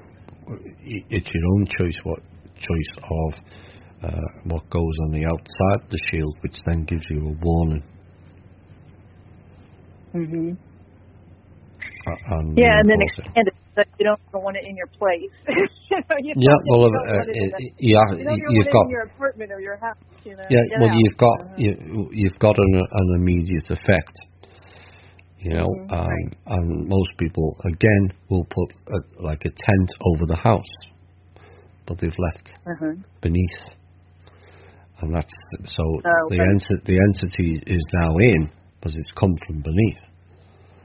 And you have to do a quick reinforce of your immediate surroundings to stop any intrusion. Once it's gone, then you can widen your sphere of influence and include the rest of the house. Right. But in the immediate term, you have to do the full sphere. Yeah, that makes sense. So no, carry on. I was going to ask you. So those are the experiences, that I was that I was referring to in within the paranormal that I've had that I know were real. Yep. Well, it is. People see ghosts. It's been recorded on camera. I know there's a lot of CGI and people can mess about, but there's plenty of valid ones around. Probably everybody's seen an apparition of some sort and passed it off as something in their eye, or we always tend to discount it because it's outside what's considered normal. But then the question is, what is normal? Right. Normal imposes limitation in abilities and thinking. It's shortening the sphere of learning. If you only learn normal, so when you're learning normal, you're learning their program, which is what they've set out for you to follow. Well, we're not here to follow. We're here to experience everything, and so we step outside of normal. And but these you have to stop the people doubting yourself and what you've seen. People see orbs and just think, oh, I had something in my eye, or there was a glint and all this stuff. And what you ask or ascertain, is that for your good purpose, or is it not? Just because it's a nice white orb doesn't mean it's for your benefit. They don't all come with horns and look like the devil. There is angels in disguise. That's why they call them the fallen angels. And they play tricks. So you've always got to ascertain. Just because it may look like an angel doesn't mean to say that person is good and there to guide you. Right. Yeah, that makes sense. They're deceptive, yes. So they're going to try to trick us and come across to us in a way that's, that they think will be presentable to us. Yeah, for sure. Yeah, and it's always based on your energy. If you're religious still, people have apparitions of Mary and Jesus and Gabriel and all this, and Archangel Michael came down. People find out who those entities are. They might think it's such a pleasant experience, but the reality is it's not. It's all a trick. Yeah. It depends, and if you're not religious, you may get ETs showing up. And they might be the nice blonde Pleiadians, but there might also be reptilians in disguise. Or the Draco. Yeah. Or the Jesuits, or the Dorsey, the little gremlin critters that take chunks out of your PSI field. Those little, in the movie Gremlins, that's what the Dorsey look like. Most people have not heard. Most people have not heard of Dorsey, but they do exist. They're like little gremlins, and they will take where you've had trauma to the vessel. That's their point of entry, and basically they like a vampiric entity exhume your life force. They're not that difficult to deal with, unlike some others. But they're parasite, pest. So then, are some entities? Would you say? I guess more that some of them are more powerful and stronger, and I guess harder to deal with in terms of if they enter your space. Then some of them may be more difficult and challenging to get out of your space. Does that make sense? Sometimes you get into a position where you end up coming back into the 3D life with battle scars. Dislocated shoulders. I've had one myself. came back with a dislocated shoulder because of one particular battle. And that injury lasted for 9 months. Wow. So, people wake up with scars and scoops and all kinds of other things, and think, oh, I must have banged myself yesterday. Well, sometimes you return with the vessel with injury. And again, that's classed as being outside of normal. But then what is normal? And that's part of the problem. Right. So the key aspect then is people shut down and go, oh, maybe I walked into a table yesterday. Look, I've got this huge bruise on my leg. But I don't remember walking, but I must have done. It's the easy answer rather than looking, well, what the hell happened to me during my sleep? Right, yeah. So this is, I guess, another question related to that. So do we all, when we're sleeping, are we all out of our body having experiences somewhere else in another dimension or yes, timeline or whatever? We all are. Yeah. And so how come some people have memories of that and other people don't? Because some choose not to. Some may be involved in important work, and it's important that they don't bring it back because other people have abilities where they like telepathic and can pull that information out. It might be safety issues. So if a certain mission is planned, you will be told of the mission, and then the memory wipe kicks in. You may remember small aspects, but not. You may remember the meeting of certain entities or beings, but you won't remember what took place in the meeting. Or you may only remember you saying one line, but not seeing who you spoke to or the response. The other aspect is we don't have enough memory, enough RAM in our brain to remember what we come back with, because we're thinking 3D linear time. You go out and the spirit is out for 2 hours. It has to come back in, and then that's why people wake up. Whoever goes to bed, depending on what time he goes to bed, about 2.5, 3 hours after, and then turn over and go back to sleep, or they're awake for a few hours and then they go back to sleep again for another 2 hours, and then a lot of people now are like myself, where sleep is in 3 phases because it's 3 2-hour blocks of the spirit being out. And so if, depending on where the spirit is travelling to, that spirit may be gone for 20 years. But you've only experienced 2 hours. It depends on how far it goes. It might be in another universe.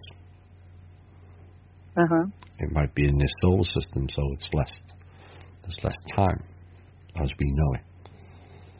It might go on to lateral time rather than linear. That's when you can do the time travel. So again, it's our 3D, limited 3D perception of time. So if I said to you, on October the 14th, what did you have for lunch? Are you going to remember? No. Because you filtered the memory. Well, it's the same thing when the spirit goes out. How are you going to remember 20 years in one night? You're not. We were doing a show here for 3 hours, and you're talking maybe 2 hours out of the 3 about your life, and not even scratching the surface. Right. You're just picking the key elements out of it. You can always try to before you go to sleep. And you got to make sure that you're sealed up. If you're deliberately wanting some memories, is go to sleep with the intention of, I want to remember. Well, you may get some memories, but you won't get all. You may get one line, you may get one sentence, or you may remember one person you met, but not where you met or any of that. So there's many different aspects to it. But the key issue is we don't have enough RAM to remember. Some of it is safety because of missionary work, and some of it may just be that we've been away too long in their time. Right. And it's just too much to remember. Or well, I still struggle with my memory now. I mean, not just not having a lot of memories with my childhood, but just, I mean, if somebody were to ask me, what did you do Wednesday of this week, I would really struggle trying to remember what did I do. Like, it's a struggle for me to retain memories that recent. To me, that doesn't seem normal. It is in this country. It is in this country? Yeah, there's a big memory gap of people in this country. I think it's the mind control and the programming. Huh, okay. See, they've been doing this a long time with the fear programming, and the next generation of the SS that came here, paperclip, modified, all kinds, that went on a higher level than the archaic versions that took place in Germany. And so they were more advanced, and as technology became so more advanced, of knowing which frequencies interacted with the brain that can make the person sad, unhappy, suicidal, homicidal, maniac, you name it, just by altering the frequency. And so, the problem is they've also via the TV, and of course Americans have watched more TV than any other nation. That program goes through the TV, which is why we have a lot of ads, because the average American has an attention span of 8 minutes. Okay. That's why the ads are every 8 minutes. Right, because they won't focus on it after that, so they don't want to just waste their money, creating ads that are longer. Yeah. Well, so then that's... I'm sorry. No, carry on. How come some people have really great memories? Or not memories, but a great memory. Why is that different for some people, where they are able to retain a lot of information and give you very detailed, memories of things that... Because some people they can't program. Some people, no matter what they... So I still have programming that I need to get over. Is that where this goes? Am I still affected because there's programming that I still am affected by? Can I correct that? Is there a way to correct that? Yes.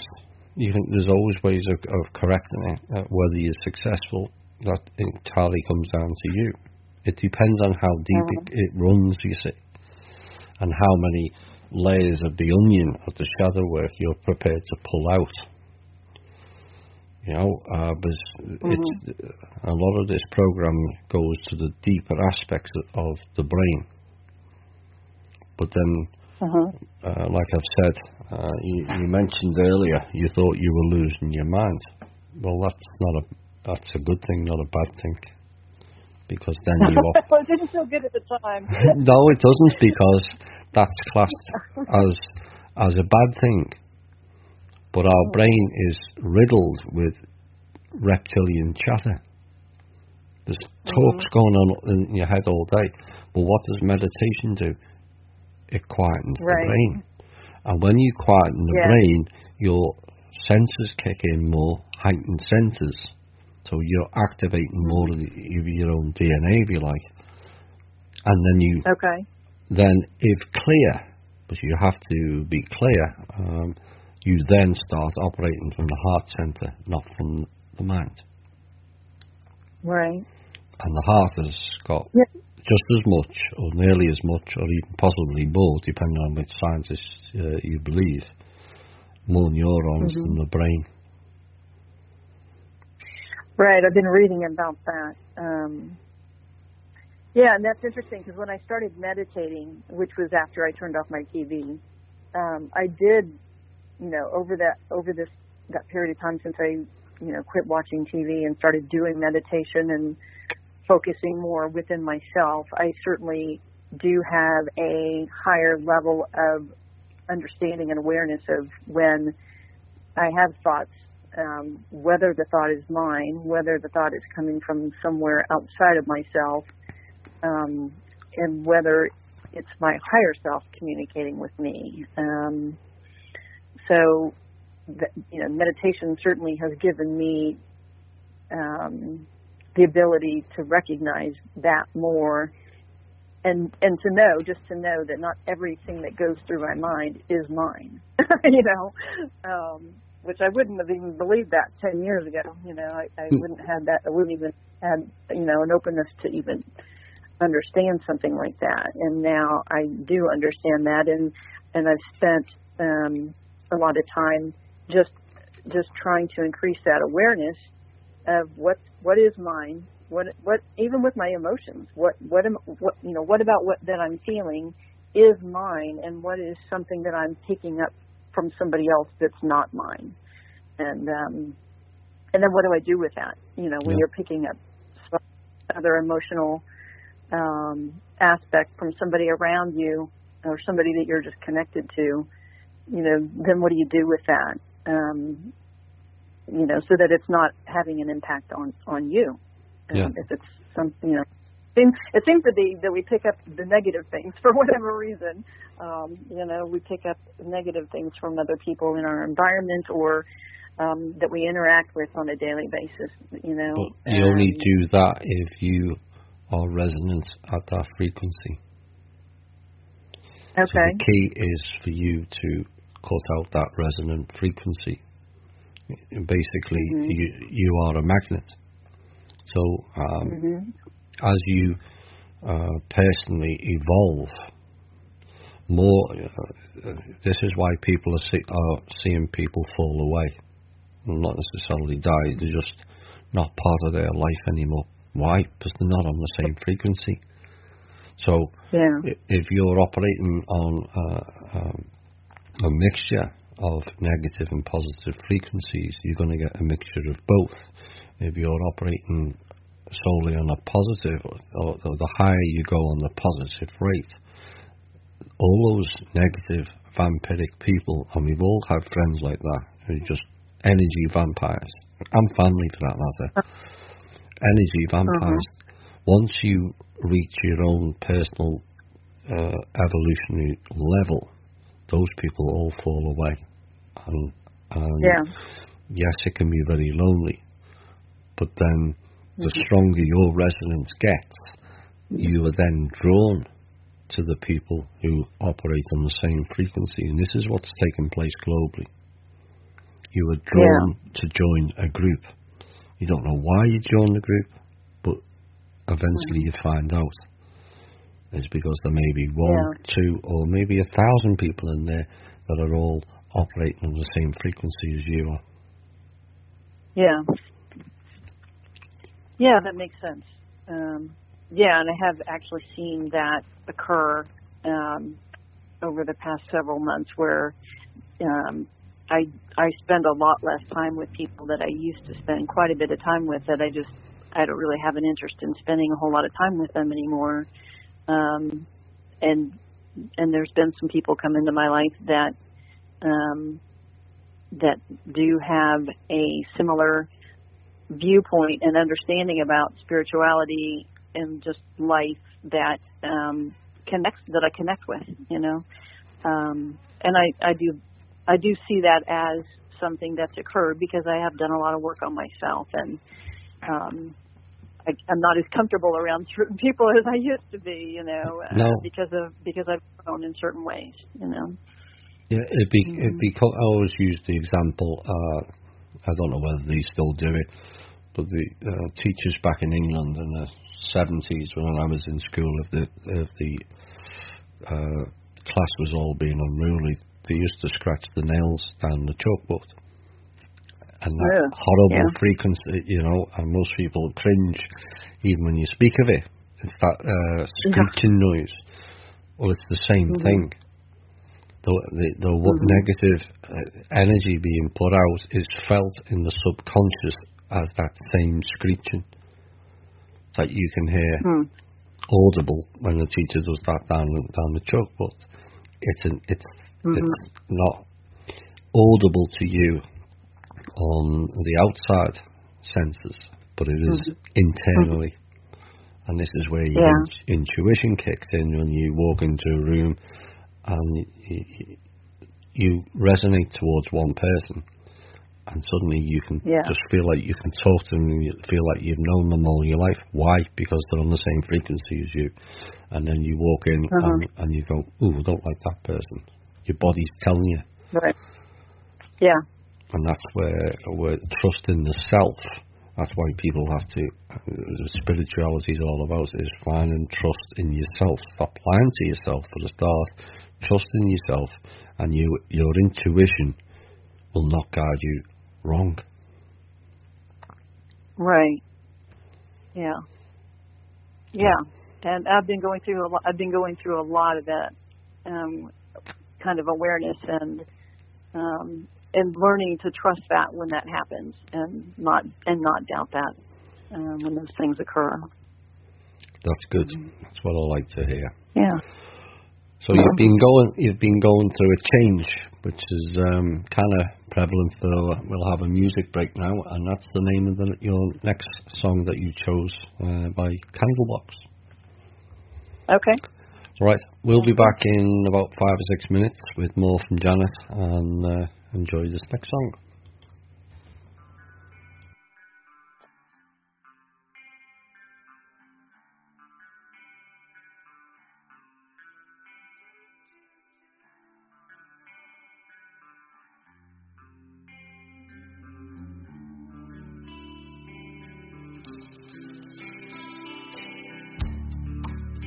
As I stand here, I ponder greater things.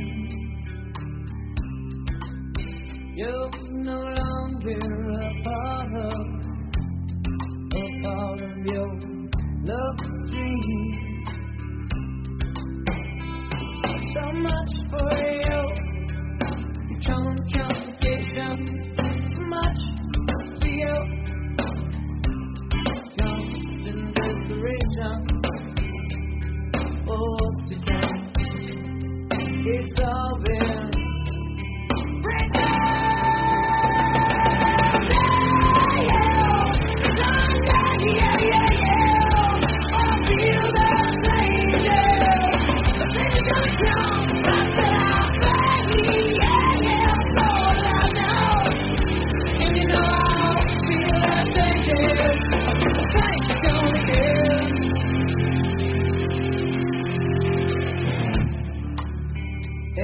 Sit here, I'll tell you greater things.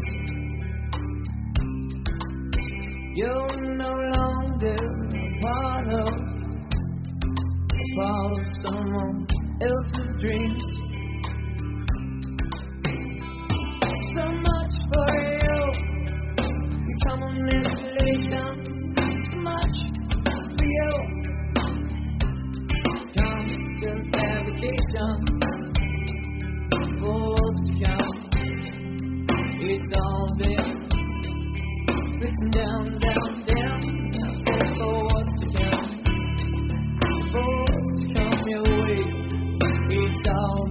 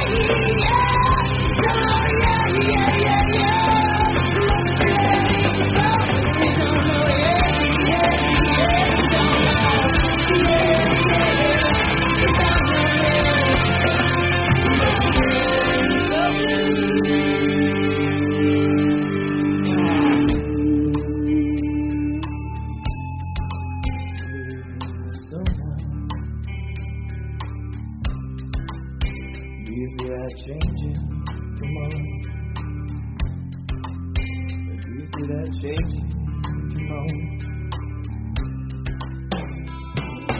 No, as I lay here, wanna fall asleep. No longer a body of TV dream. No, body of TV dream.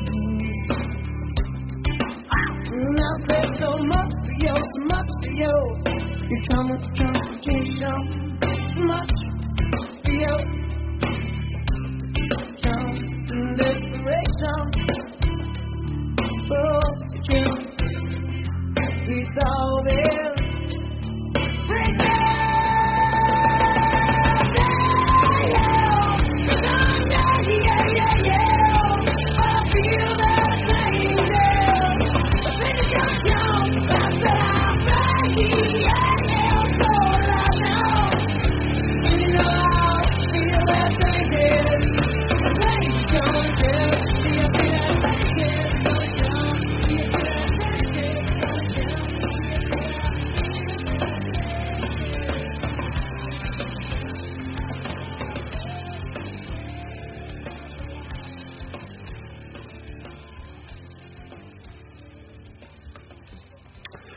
Hi all and welcome back to the final part tonight of An Evening with Thomas with guest Janet Elliott. We've been going through a whole range of stuff, MK Ultra possibly, and paranormal experiences, splitting the brain, religion, and it's all part of the learning curve. So, what do you feel is your purpose and meaning in life, Jan? Well, excuse me. I guess that's something that I've asked myself, really since as far back as I can recall. I've always asked myself that question, like, what is the point of being here, and what gives me meaning in life? And I guess different stages in my life that has meant different things to me, and I've had maybe different answers for that. And right now, what I would say to answer to that question for me is, the purpose and meaning for my life is to connect with myself and to know who I am and be confident in who I am. And that's the priority. That's the priority for me at this point in my life. And that has to come before everything. And, I think that when we are able to do that, that we sort of automatically find meaning and find purpose in the smallest, most minute things. I think it just, the two things go together for me. And, I used to think of those terms, purpose and meaning, as something that I do as a job, or an occupation. And that can certainly be a part of it. They don't have to be separate from each other. But, sometimes I think we get caught up, or at least I do, get caught up in, that all comes from what I'm doing for a living. And maybe that's just because of, me having the teaching and the training as being a counselor. I tend to think of that as being related to that, but you don't have to be somebody who is in a helping profession to have meaning and purpose in your life. Thank goodness. We can find meaning and purpose in just our everyday interactions with people that we come across, whether that's people that we live with or people that we see at the grocery store, or whatever. I try now to see myself as being somebody that can be helpful by just smiling at somebody that maybe is in a really bad space in their life, and changing that for them a little bit, and it doesn't have to be some of the bigger things, I guess, necessarily that we're taught or that we think of meaning and purpose as coming from, if that kind of makes sense, you know. I had a similar experience on, when was it? Monday or Tuesday this week. I drive around in a van all week, and I maintain the vacation properties. So if I have to fix something, I get out and fix something. If I have to take the trash can out and put the trash can in, you know, but it doesn't stop the brain thinking of how can I help in this field and what theme should have come up for the next show. And but I was actually waiting for the vehicle to be fixed, and a street person sat next to me. And normally I'm kind of insular, but I thought I'm going to make the effort and speak to the guy. And I interacted, and his face lit up. Yeah. And too often, that's all it takes. You don't have to be given lavish amounts, or, you know, have this or have that. It's just to speak to people, because you don't know what or how much. That's like winning. To that particular person, it might feel like he's won the lottery. Somebody actually took the time to speak to me today instead of just looking at me on the street. You know, someone spoke to me. And it's the little things that can be the most massive thing ever to the other person you've interacted with. Right. Well, and just being genuine. You know, there's so much fakeness. You know, that you know, we all put on masks and we all act a certain way in our professional lives and in different settings, and you know, it's great to just be able to come across people who are genuine, and so if you're somebody who can do that, and you can interact with somebody who maybe is going through some tough things, even if it's just for a few minutes, to just be able to be genuine and show some empathy to them with what they're going through, can maybe change that for them, you know, maybe change the way they see things. You don't know how the way we interact with people necessarily is going to affect them after that interaction. And so I've become very aware of that. And I you know, I try to make sure that I am connecting with people, even if it's just an interaction that lasts a few minutes. I try to make sure that I'm connecting with people in a genuine way, and trying to show them, you know, something that maybe they can carry forth through that, you know, interaction, as brief as it might be, that changes the way they see things a little bit. And so, to me, that's just as important, maybe in some ways more important than the larger things that we think of that bring meaning and purpose, you know, to our lives.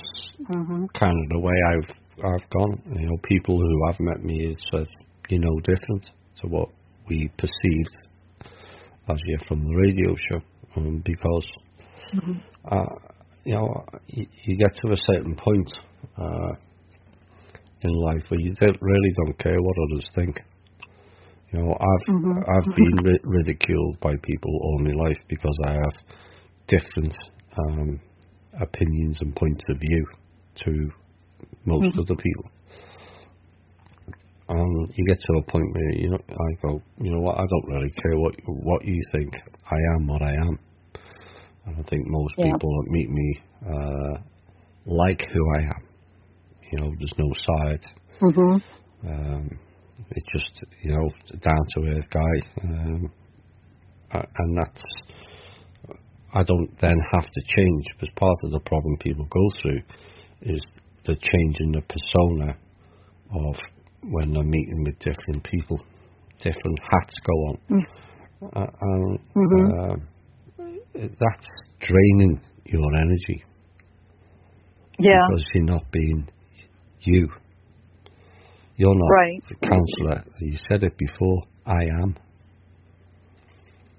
Well, what you do, I am. is what I am. You know, Right. You know, strip all the labels away. Oh, I'm a Republican or Democrat or Liberal or left, right, and all that other nonsense. No, I am.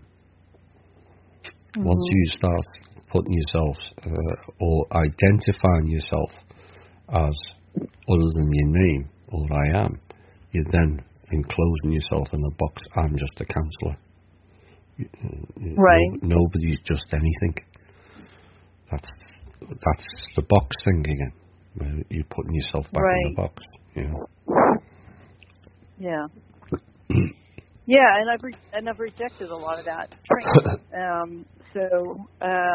You know, even when I was in graduate school, my thesis was basically, I don't remember the exact title of the thesis that I presented, but my basic thesis was that mental illness was not real. So, it's just misunderstood. You know, even before even before I left graduate school, I had come to that conclusion, and you know, I certainly think, again, when we're talking about truth and not truth, I think that there's a lot of things that they've come to understand about the human mind that are valid, but there is so much that they miss. And, you know, I haven't been comfortable really in the role of a counselor because of that. And I'm not doing counseling at this point in my life either, as a profession. You know, that was a whole journey for me as well, is going through 8 years of school and then basically, you know, feeling like, well, they didn't really teach me a whole lot, you know, on this subject. They taught me some techniques about some things, and I think I understand some things about the human mind that I didn't understand before, but there was so much more that I felt like was missing that I didn't really feel prepared yet. You know, that I had the level of knowledge that I felt like I guess I should have, and wisdom that I should have to be able to really act in that role. And I did do some counseling for a few years, you know, but it's its own organization too. You know, there's conformity in that whole organization of counseling that I just am not comfortable with. And it's by the book again, isn't it? It's by the book, and it's very much controlled by insurance. And as a counselor, I worked for a while in a community mental health center, and you know, the people that I saw, the clients that I had, also went to a psychiatrist who worked at the community mental health center that would see them once a month for 10 minutes and prescribe them medication. And their diagnosis, whatever that might be, was considered more valid than mine, who spent hours with them that month getting to know them, and that really rubbed me the wrong way. That whole system and the hierarchy that's involved within that, and the way that they look at, you know, how to treat people just didn't sit right with me. And so I ended up rejecting that. I didn't feel comfortable in that system, and I haven't done counseling. And I don't mean that I don't, like, I guess I do use some of the things I learned in terms of techniques, but I just had to come to my own understanding really through my spiritual growth about what was lacking, I guess, in my training, you know. And but this is part of the problem, though, isn't it? You know, you're still following what is basically their level of thinking.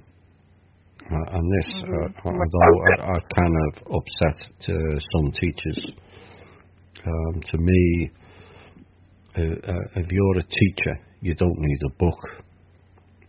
You should know the subject.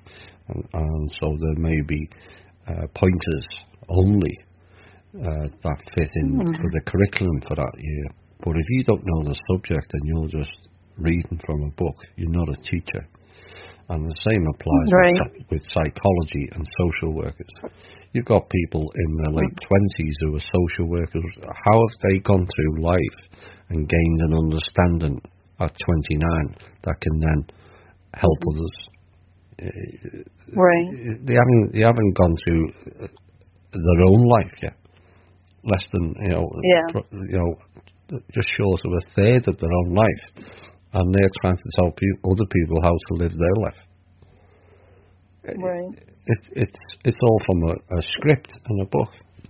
That's not proper counselling. You've gone through life experiences. You've gone through quite a lot of varying degree of life experiences. So then you can form a platform for helping others on various aspects. That it mightn't be the same situations, but they can relate to other things. Mhm. Yeah, and there's so many different psychological theories that don't fit together, and yet that's all part of your training.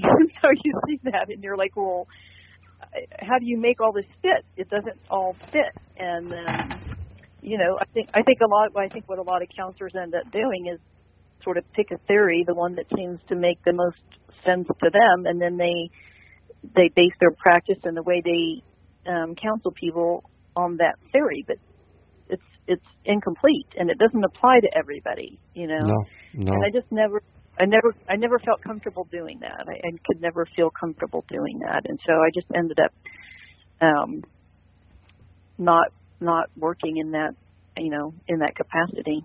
That goes back to teaching. I think it's like the video for the Wall by Pink Floyd, where they push all the kids in the mincer and expect them all to come out of school the same.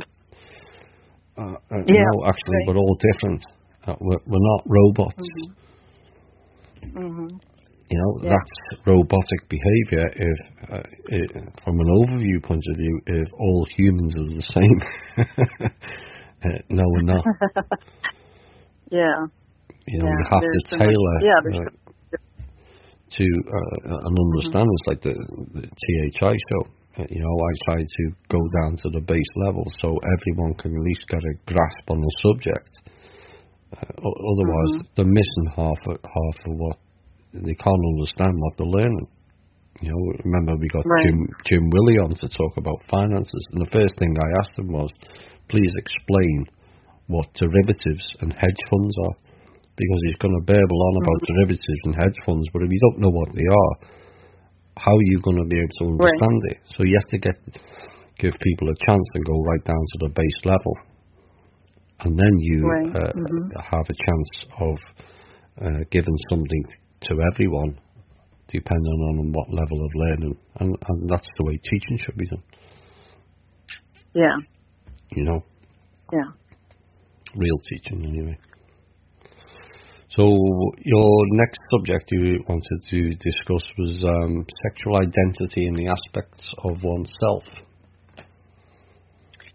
Yeah, so that's been a major part of, I guess, my growth in different periods of time in my life. I guess I said sexual identity, but really it's more accurate. I guess the term would be sexual orientation. So I'm somebody who's attracted to women. I'm attracted to, my own gender, and I know that in spiritual circles is looked at different ways. And because of that, just my upbringing from a religious standpoint and going through different religions,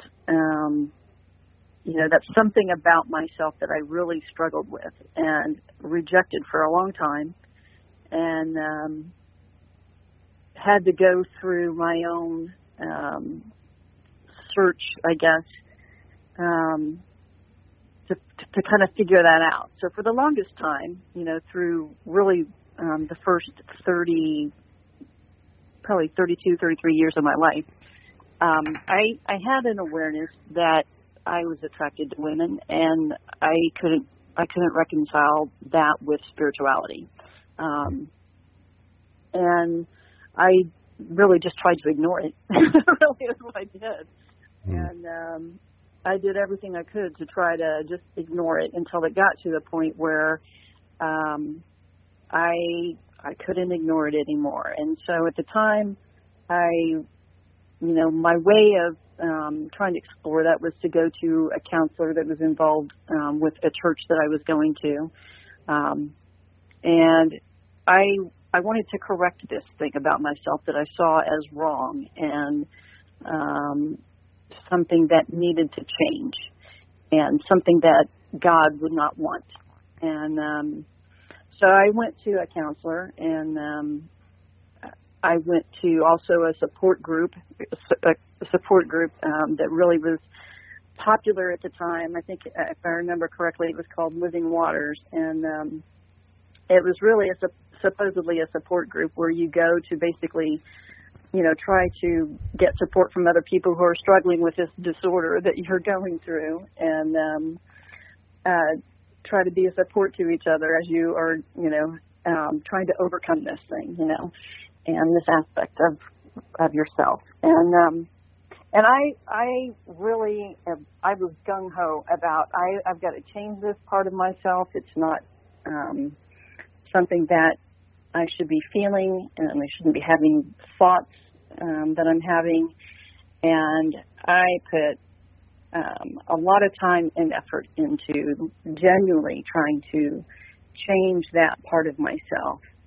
And I found myself one day sitting in this counseling session, and the counselor I had was a female counselor, and she had a dress on, and I found myself looking at her legs and thinking, wow, she's got really attractive legs. And it dawned on me in that moment.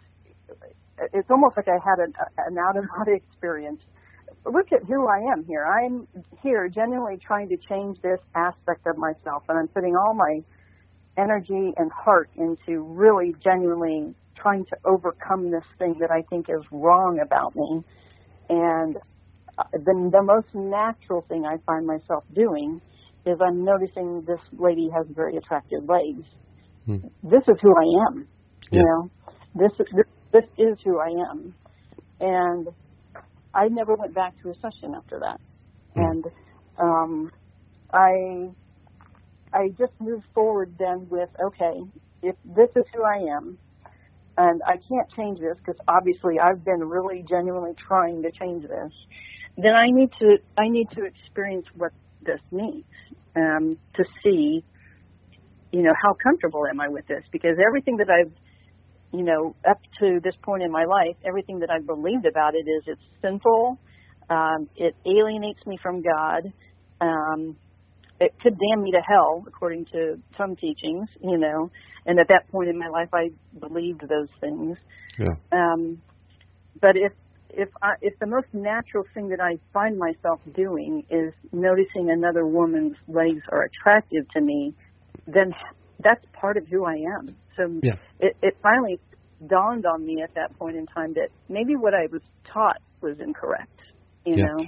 Absolutely. And I had never allowed myself to think that way before. I'd never had that kind of a thought before, that maybe what I was taught was wrong, and not me. And so that was like the first huge thing in my life that I went through, where I had to come to terms with who I am has been suppressed. And, part of my identity that is very natural is something that society, for whatever reason, lots of segments of society and certainly lots of parts of religion are trying to suppress about me. And that means that they're wrong, And that was a real struggle for me. That was something that was not easy for me to reconcile, because I had always been very spiritually minded. Now, I wrapped that up in religion at the time, and I didn't understand the difference between spirituality and religion. So it was a really tough thing for me to go through, to realize that something that I thought was so important to me, which was religion, rejects part of who I am, And the biggest thing just had to really... The biggest thing it rejects is your love of another person. Yeah, well, and something that and something that I already was lacking throughout my whole life. So I grew up not having. What divine, so-called divine creator, denigrates somebody loving somebody else? You know. Well, now I know. Yeah, you know. I know that now, but I didn't know that at the time. You know. I think it's kind of easier for the female aspect than the male aspect. I think there's more rejection of the male and male sexuality than the female. Why that is, I don't know. But all this is stemmed from the church, because the church were the schools as well, and that's where it comes from. And it gets reaffirmed from a young age. And yes, they're changing that now, but they're changing it for a different agenda. It's not to be loving to all people. It's driving an agenda, and that's where it becomes an issue.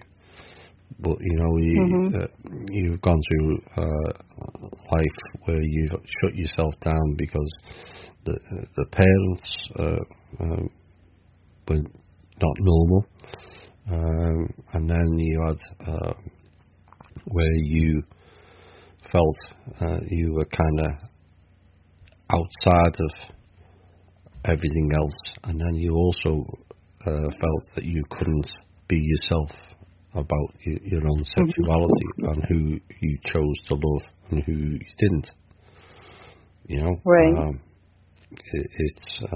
It's quite a tough journey in many ways, because at that time, you know, it's changed now. It is better. My only issue with it now is they're not doing it for the right reasons. It's agenda driven. It's leading to a breakdown of the family role model that's been going on, so that people can notice it. It's been going on long enough that people can notice it, and then we all get corralled into their robot world. You know, it won't happen, but we need to counteract it. But the idea that it's wrong to love somebody else, it's not why we were created. Yeah, and I guess it's not just part of my story. I also wanted to bring up the subject because I think in the spiritual community, it's still something that is not understood, and there is, I believe, certainly a deliberate agenda that is trying to confuse people about their sexuality and confuse people about just male and female. Yeah. And that's separate. I want people to be able to see that that's separate from, there are people who are attracted to the same sex, and that's who they are. Yeah. And I don't, I reject the idea that I'm choosing this. I'm not choosing this. It is who I am. It is my identity. If it was a choice, I would have been able to change it about myself, because I wasn't comfortable with it for 32, 33 years and tried very hard to change that part of myself. So if it was able to change based on the choice, it would have. That aspect of myself would have changed, Yeah. And so, I don't know how people necessarily in the group are going to react to this part of my conversation, but I think they're going to be fine with it, because that's the way the group's been set up. We've all got our own stories and our own things that we've had to deal with, and for too long all of us have been stifled in what we can say about who we really are and what our interests in and what our opinions are, because society has shut us down. And so, you know, the fact that you've been brave enough to come out on the show and discuss some of those difficulties is a step forward in the right direction that humanity is going to, where you feel safe on a platform to go and do it. Because for too long, we haven't had those platforms for people to step forward in the confidence that they're not going to be laughed at or abused or, you know, all kinds of trolls and idiots deciding that's not the way your life should be. You should be like us, normal. Well, yet again, is that word, what is normal? It may be, it's a possibility. We've all been male and female before. What you may be experiencing is a bleed through from a previous life, where you may have been a male, and so there's chunks of that element in it where, so you're still attracted to females, but you're in a female body this time. You know, and this comes into the reincarnation stuff, but all of us have played male and female roles. It goes back to the original, which was androgynous. So there's no choice then, and it's just where it all got kind of mixed up in the way genetics got and programs got released that this is wrong and this is wrong, you know, and it doesn't make me laugh. It's not really funny, but the very people, the hierarchy and the establishment who set all the rules of what is normal, they're the ones that were most promiscuous in homosexuality.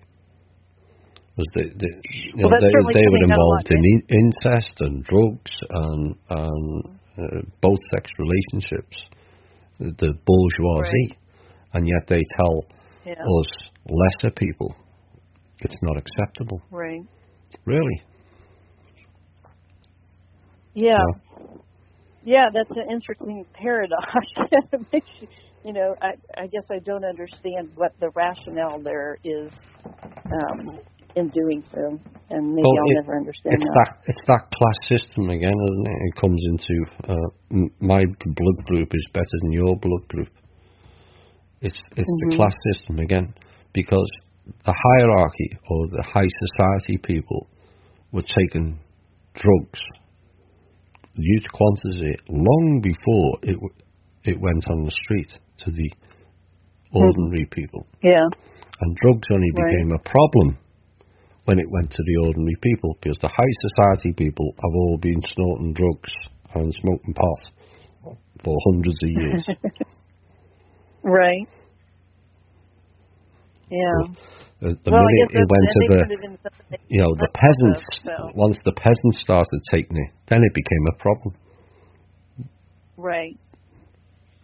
Yeah, because they built up these whole businesses around it being a problem that they can make money off of. That was the next stage. But the initial reaction to ordinary people, not royals and elite and high society people taking drugs, was we can't allow that. Right. And we can't allow them to have same-sex relationships, even though we're doing it. In fact, they go one step further. They have same-sex relationships with their own relations. You know, let's look out the Rothschilds. Yeah. Right. You know, the royals. Keep it in the family. Bloodlines in that. Yeah. Right. You know, it's like one big Mormon party.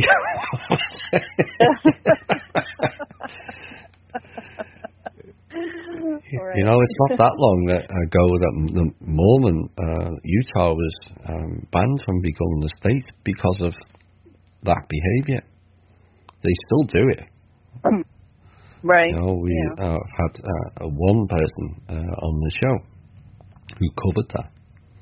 He didn't go into too many details, but that person relayed to me what goes on in the Mormon culture. and they're all sleeping with each other's children and inter-family relations, same sex, and all that. It just goes behind closed doors, and it's okay for them, or they think it's okay. Yeah. Right. And and unless they step out the line, no one gets charged for it. If you step out the line, then you get charged. So that's how they pull you into a system. Right. Yeah. Again, it's rules for one and rules for another, and it applies on all levels: drugs, sexuality, criminality. It's rules for them and rules for us. And that has to change. Yeah. So that's. I'm glad you mentioned that, because I think it's a big step for you. You know, people should never be uncomfortable in anyone's company.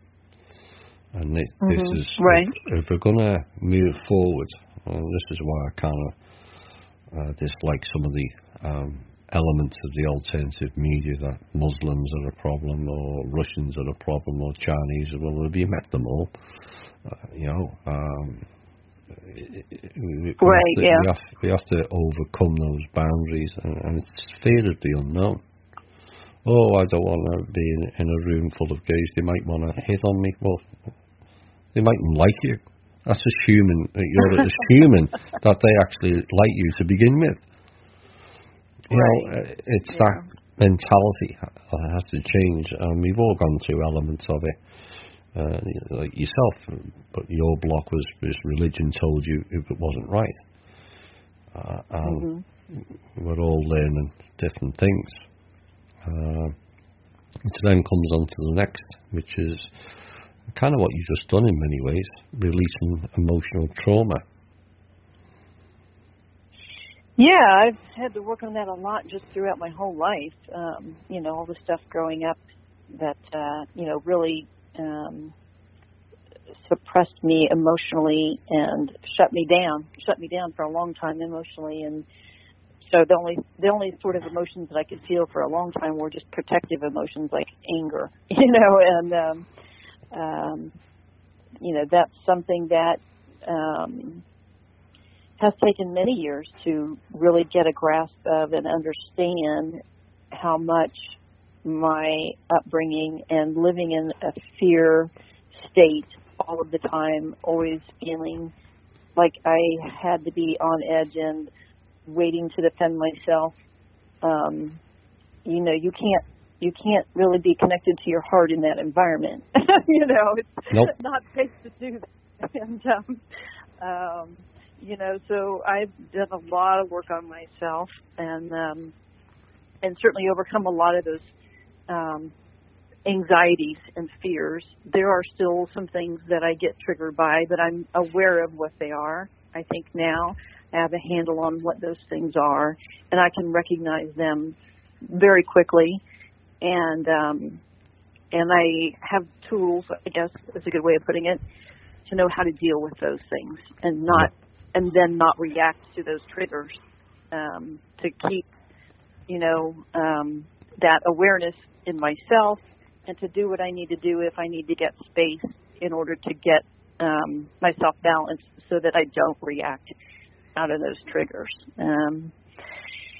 That's the biggest key is the reaction mode, because again this comes down to magnetism, and if you haven't dealt with it properly, it will keep coming up until you learn how to not react. Right. And this is part of the problem where they've got us all arguing. No, don't play the game. Yeah. Yeah, and I love the word magnetism because we certainly do attract those things to us, and I think I over the course of my life attracted a lot of things to myself, not knowing I was doing that, but because of the the frustration and the anger that I was carrying around, I kept attracting experiences to myself that gave me the opportunity to work on that. You know? Yeah. And, I didn't realize that that's what was going on, but I have that level of awareness now where when something happens now that I realize I'm reacting to in a negative way, I can now step aside from that reaction almost outside of myself in a way and see what's going on and then choose to act differently than I would have, several years ago. Yes. It's the overview. We spoke about this earlier, didn't we? How can you, if you're in the middle of something and everyone's arguing, how can you really know what's going on and be in control? The only way you are in control and can recognize what's going on is to step outside of that circle or box. And then you see it for what it is. And then you either choose then to interact and correct their behaviour, or you say, you know what, you carry on, you want to be that way, I'm just not having any part of it. I'm not allowing myself to lower my vibration to your low level. Yeah, absolutely. Yes, and so that then by doing that, attracts different experiences and different people into our lives, and gives us control and power in doing that. So that understanding is a great place to be. It's a great place to be, to have that level of understanding that our choices just in how we react to things do have an impact on what happens in the future and the outcome of things, and the way things will play out for us. I believe that. Yep, your sphere of influence. Everyone with the operating from the heart has a range of around 13 to 20 miles. Imagine if we got a number of people together, all operating from the heart, for argument's sake, the White House.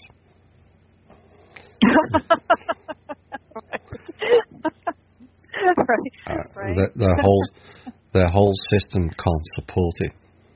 It would collapse in on itself. Right. Well, maybe we all need to meet around the White House. See what we can do. So you don't need Drake's let's go and shoot them up and torture them a bit and get some information and massive militia marches down Pennsylvania Avenue. Yeah, that they're going to ignore anyway. That's what they do anyway. They ignore all that doesn't get reported. So what's the point? Or if they do, it's becomes violent, and then it looks really bad, and you don't. Well, that's the way they want people to be. Fight or flight. Once you stand in your own sovereignty and don't allow them to influence you in a negative way, they can't do anything. And it is. People go, oh, that's all New Age crap, and that doesn't work.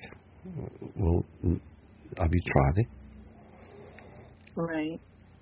Because it is simple.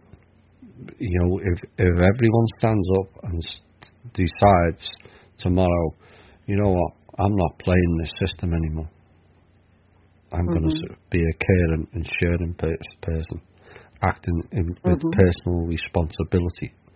Think about collapses within the hour. No guns, no coups, no military, no militia. The whole thing collapses because it can't sustain. It needs that energy which we give them of anger and division and all the rest. If we don't give them it, they have nothing. They've got no foundation. It's only us. So we take that away. They go into a sinkhole, the pit. Right. And it really is that simple. But people don't believe in themselves. Yeah, the knowledge is simple. It's you're right. It's the level of awareness where you understand that that's true and then apply it. And then once you do that, the power of that becomes so evident, and you want to continue to do that. You're empowered then the next time that you're faced with a choice to act in a certain way or to act in another way. You then understand that you're given power in that choice to create what happens next in your life. And so it gives you confidence to make the choice that is going to propel you into a better future and a better outcome for yourself and hopefully for other people as well. But, for me at least, getting to the point where something that is really so simple, it took a lot of time for me to get to the point where I understood how that simple thing is so powerful in all of our lives if we would just believe it and then act out on those things, Yeah. Our choices mean everything. They do mean everything in terms of how our life plays out for us and hopefully to some extent the people around us. Yeah. Mm-hmm. And realizing voting in their system never solved anything. Mm-hmm. As we're waiting for politicians to fix anything, we'll all be dead and buried, and in our next reincarnation doing it again.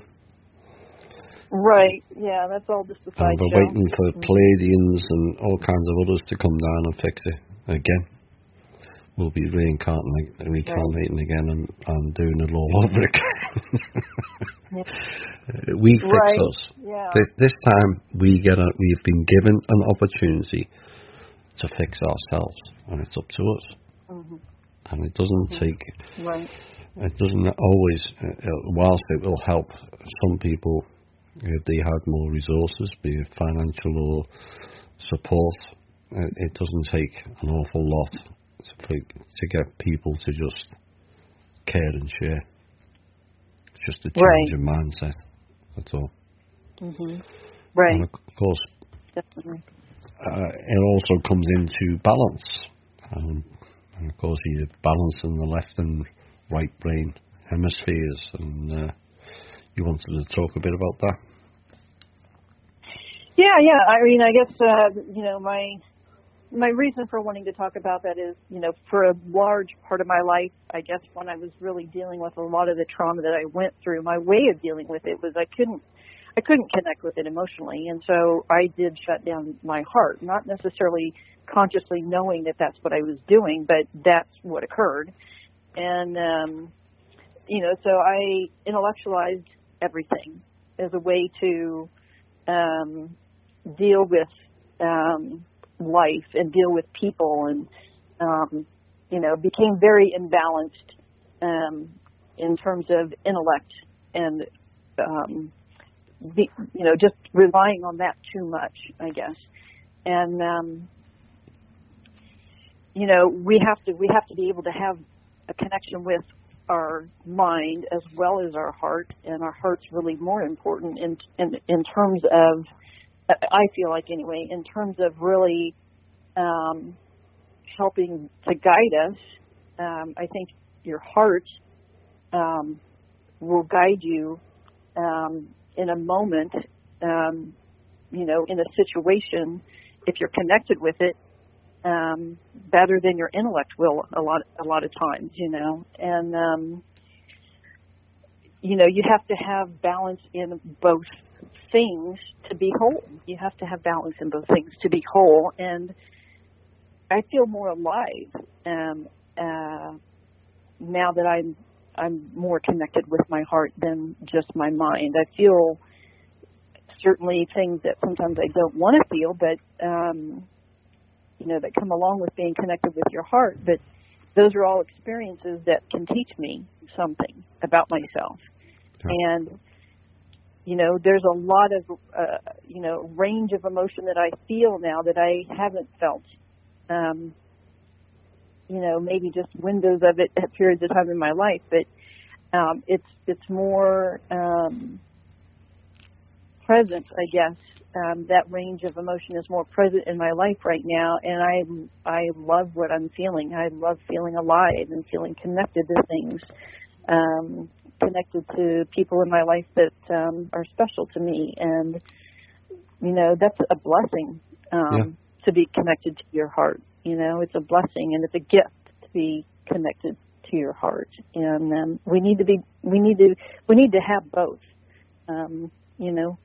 So,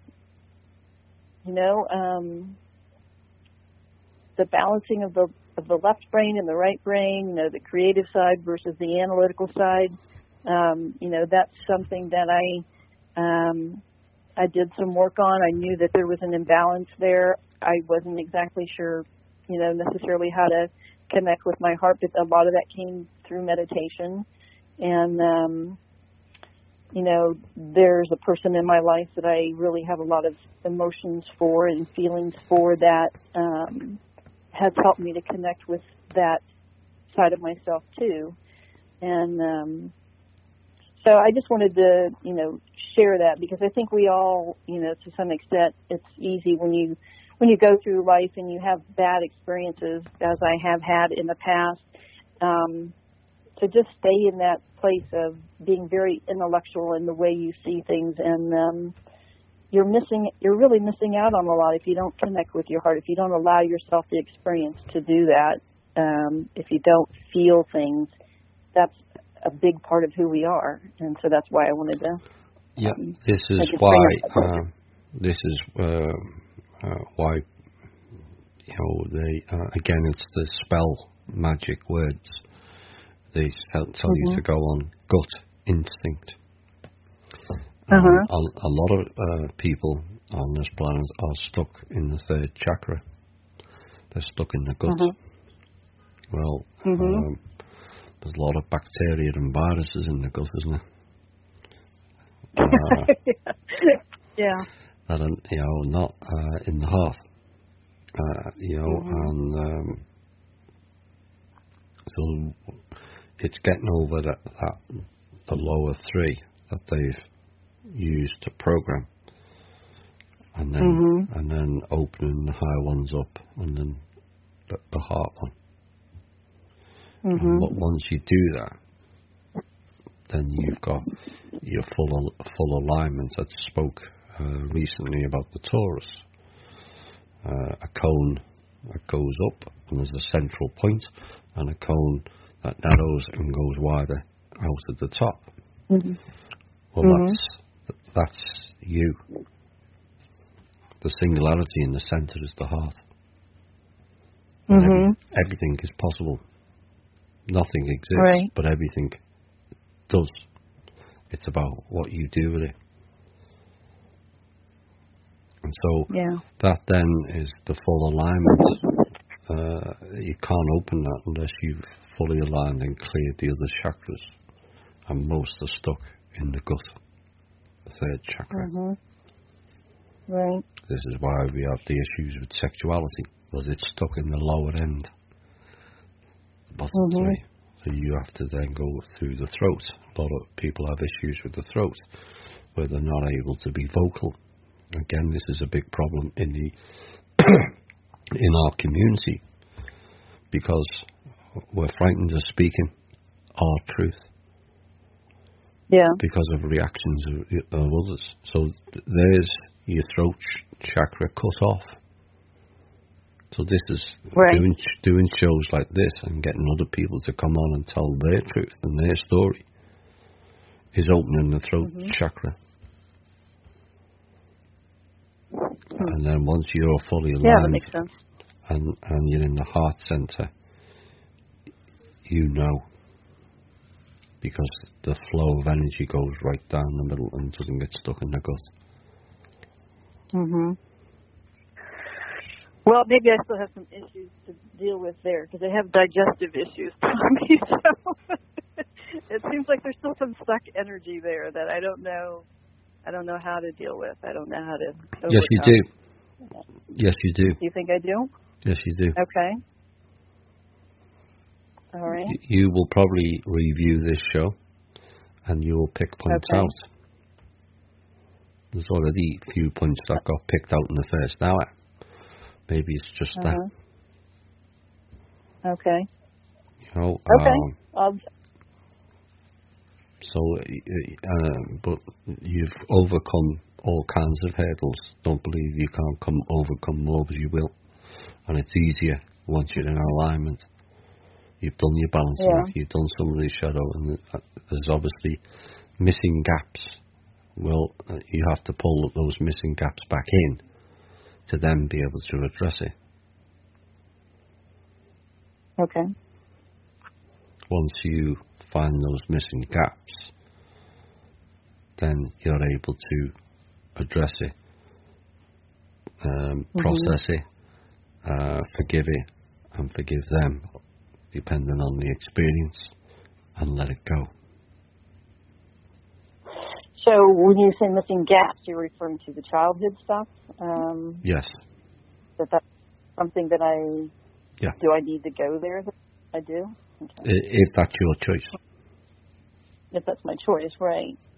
Well, if I want to go over this digestive issue, then maybe I need to do that. I don't know. It's the layers of the onion, isn't it? You know, I've said it on the show. I labelled this year the unravelling, and it can have many aspects. Unravelling of the self, which is dealing with your shadow side and doing your inner work. In essence, it's pulling layers out. As you pull, like layers of an onion away, there's another layer and another layer. And the key is you can't just go to the deeper layer. You have to pull each layer back and process it. Right, and then, so it all goes in a stair-step fashion. But there's hidden passages. Right. And that's if you can't see the hidden passage, how are you going to see the layer, or what level it's on? And so that's if you choose to do that, that's your choice and journey to make. Sure. Once it's pulled out, then that's another clearing, and certain symptoms may go away. Right. Stuck in that in one region. Yeah, that's certainly physically how it feels. You described how it feels. It's stuck. Stuck it's down. like people who stutter. It's not as common as it was 30, 40 years ago. But suddenly they get a confidence, and suddenly that stuttering goes away. In other words, they've just cleared whatever was blocking the throat chakra. Yeah. So it wasn't disease or an illness, it was something that was blocking. Right. So tablets. Yeah, and then tablets won't fix it. I've had a lot of testing done, and I've gone through different. I've gone to traditional doctors, and I've gone to naturopathic doctors, and no one's found a fix for it. So. Because it's energy driven, that's why. Yeah. Okay. Okay. Yeah. So we're gonna come to the final portion of your show today, creating a new life and future, and our part in it. Right. Yeah. Well, that's where I'm at in my level of awareness, and I know better now than at any point in time in my life that I'm a creator, and that's my identity, and I have control, and I'm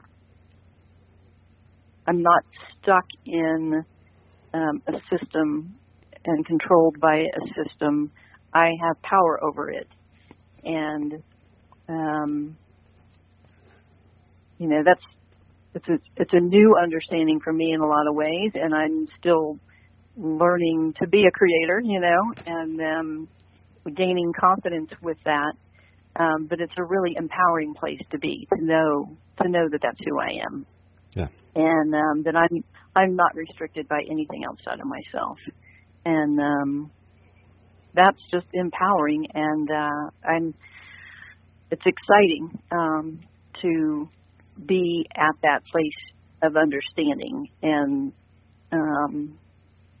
just anticipate what's coming next because of that, because that means I have control over what comes next. And so just playing with that and playing with that new understanding and knowledge about my identity and everything that means about my future is really exciting to me. And I hope other people can get to that point if they're not already at that point. Because it releases you from a lot of things in this world that are trying to constrict you and hold you down when you get to that place where you realize what your true identity is. And so that's what I wanted to say about that. I'm not controlled anymore by my past and the things that I've gone through that were painful and difficult. And I know that they were all experiences that were there for a reason, and I've done as much as I can at this point to learn from those things. I'm always open to learning more things about myself based on those past experiences, but I'm not holding on to anger and frustration and disempowered thinking because of those experiences. They taught me things, and that's how I see them now. Yeah. And I'm moving forward. Good. As you keep expanding your bubble, I've mentioned this before, expanding your own truth bubble, which is also part of the your own soul growth in this lifetime and the different levels of evolutionary growth. Sadly, far too many are stuck at the lower astral. Of course, the 7 earth plane evolutions of growth is also the 7 chakras. And when you the lower astral is the 3rd one, which is exactly the same layer as the gut. And then the 4th one, and the lower astral is called hell. It's the real version of hell. So you're stuck in the lower astral. That's where you're going to meet the negative entities in your dream world. If you overcome that and progress on your own personal evolution, you then reach heaven on earth, which is the higher astral. After that, that's the heart center. After that, you've got the mental planes. And that's where your crown and your throat and your 3rd eye come in. They're the mental, and that's where when people really gain knowledge and wisdom, when you're on those levels, you don't go searching for it. It comes to you because you've accessed that knowledge field. With your own personal growth. So you don't have to go looking for answers, you just pull them in. They're already there, they're all around you. It's just a matter of reaching that personal evolutionary level. And then suddenly you get a higher level. All of a sudden in life, you will have noticed that yourself. All of a sudden, one day you just feel like you've got all this extra knowledge and understanding. Basically, you've walked through the door in your dream time, and that's an analogy in essence. You've walked into a new realm or a new sphere of your evolutionary cycle. And as you keep going through those doors, the higher level of understanding and meaning in life comes to you. You don't have to go searching. It's the lower end that you have to go searching, so you have to keep climbing the ladder. But it's like the kids' game, snakes and ladders. You kept sliding down because of the snake. It's most of that that meets the eye. The slippery snake. You end up going, so you climb back up again. But if you give in, you're never going to obtain where you need to be. And the important thing is to keep that inner drive going, that no matter what life throws at you, you are going to be able to overcome it and go forward as a better version of you. Yeah. Yeah, well, I've overcome her a lot already, so I don't see myself giving up at this point. You know? Yeah, I feel stronger because of a lot of things that I've gone through, and I'm looking forward to the future and whatever the future brings, and I'm anticipating a lot of good things in my future, and you know, I know there's balance in this world, and we learn lessons that sometimes come through negative experiences, and that's okay. I see those now as teachers. You know, those negative experiences are opportunities to learn, and that's the way to look at them. Dark lessons. In essence, the Cabal's a dark lesson. Yeah. They teach us how not to be. Right, exactly.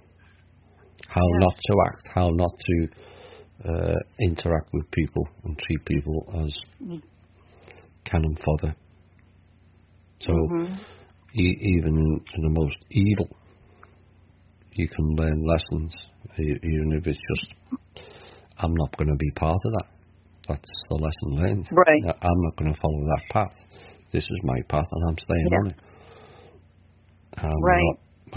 And the choice that's presented there to participate in that or not. Absolutely. Yeah.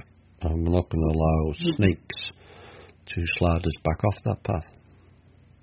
Yeah. More ways than one. Interesting that you're bringing up the snake thing, just only because I saw a snake today. So I don't know if there's some connection to the fact that I saw a snake, and you're bringing that up. I'll have to listen to this again and see if I can figure that out. The serpent race. That's where the ST comes from, Saint. It's all about the serpent race. Okay. That's for another show. I know that. I've just set myself up for another show now, haven't I? Another topic, right? Yeah, you'll find there's a lot of ST to do with the serpent people. Quetzalcoatl, Viracocha, it's all the same clowns. Final thoughts? Yeah, I guess just what we were just saying, like, you know, I'm looking forward to the future, and I'm really excited about the knowledge that I've gained and the understanding that I've gained, and this group and, you know, listening to different shows that you've had have really helped me to grow in a lot of ways and expanded my mind, and I'm looking forward to more of that. I know there's always more. I don't think we ever quit growing and learning, and but I just feel like I have a really good understanding of who I am at this point in my life, and I feel like I'm in a really good place, and I'm really looking forward to the future. So good. Yeah. Well, thank you for coming on today and telling your story. I'm sure it's been interesting for all the listeners. There's aspects covered that will overlay in many of the members' lives, particularly this being shut down and feel outside of everything, and you know, and even the personal experiences, and will relate to many. And the fact that you've had the courage to come forward and speak about it, then hopefully gives others courage to come forward and empower themselves. But that's what it's all about at the end of the day.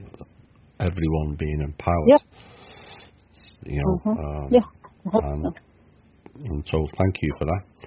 And so, where are we? I'll be back next Thursday. There won't be an evening with Thomas next Sunday because I'm on OYM radio next Sunday again at 2 p.m. Eastern Standard Time. I'm still got to arrange a couple of other shows, and I'll mention Max Egan being one of them. But time is short for me, anyway. So thanks very much, Janet, for coming on the show today. And Will you just had me fooled. Told me that I was nothing without you. Oh, after everything you've done, I can thank you for how strong I have become. 'Cause you brought the flames and you put me through hell. I had to learn how to fight for myself, and we both know all the truth I could tell. I'll just say this as I wish you farewell. I hope you're somewhere praying, praying. I hope your soul is changing, changing. I hope you find your peace, falling on your knees, praying.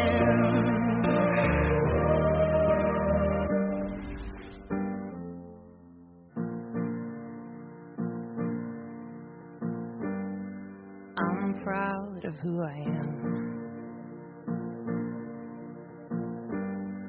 No more monsters, I can breathe again.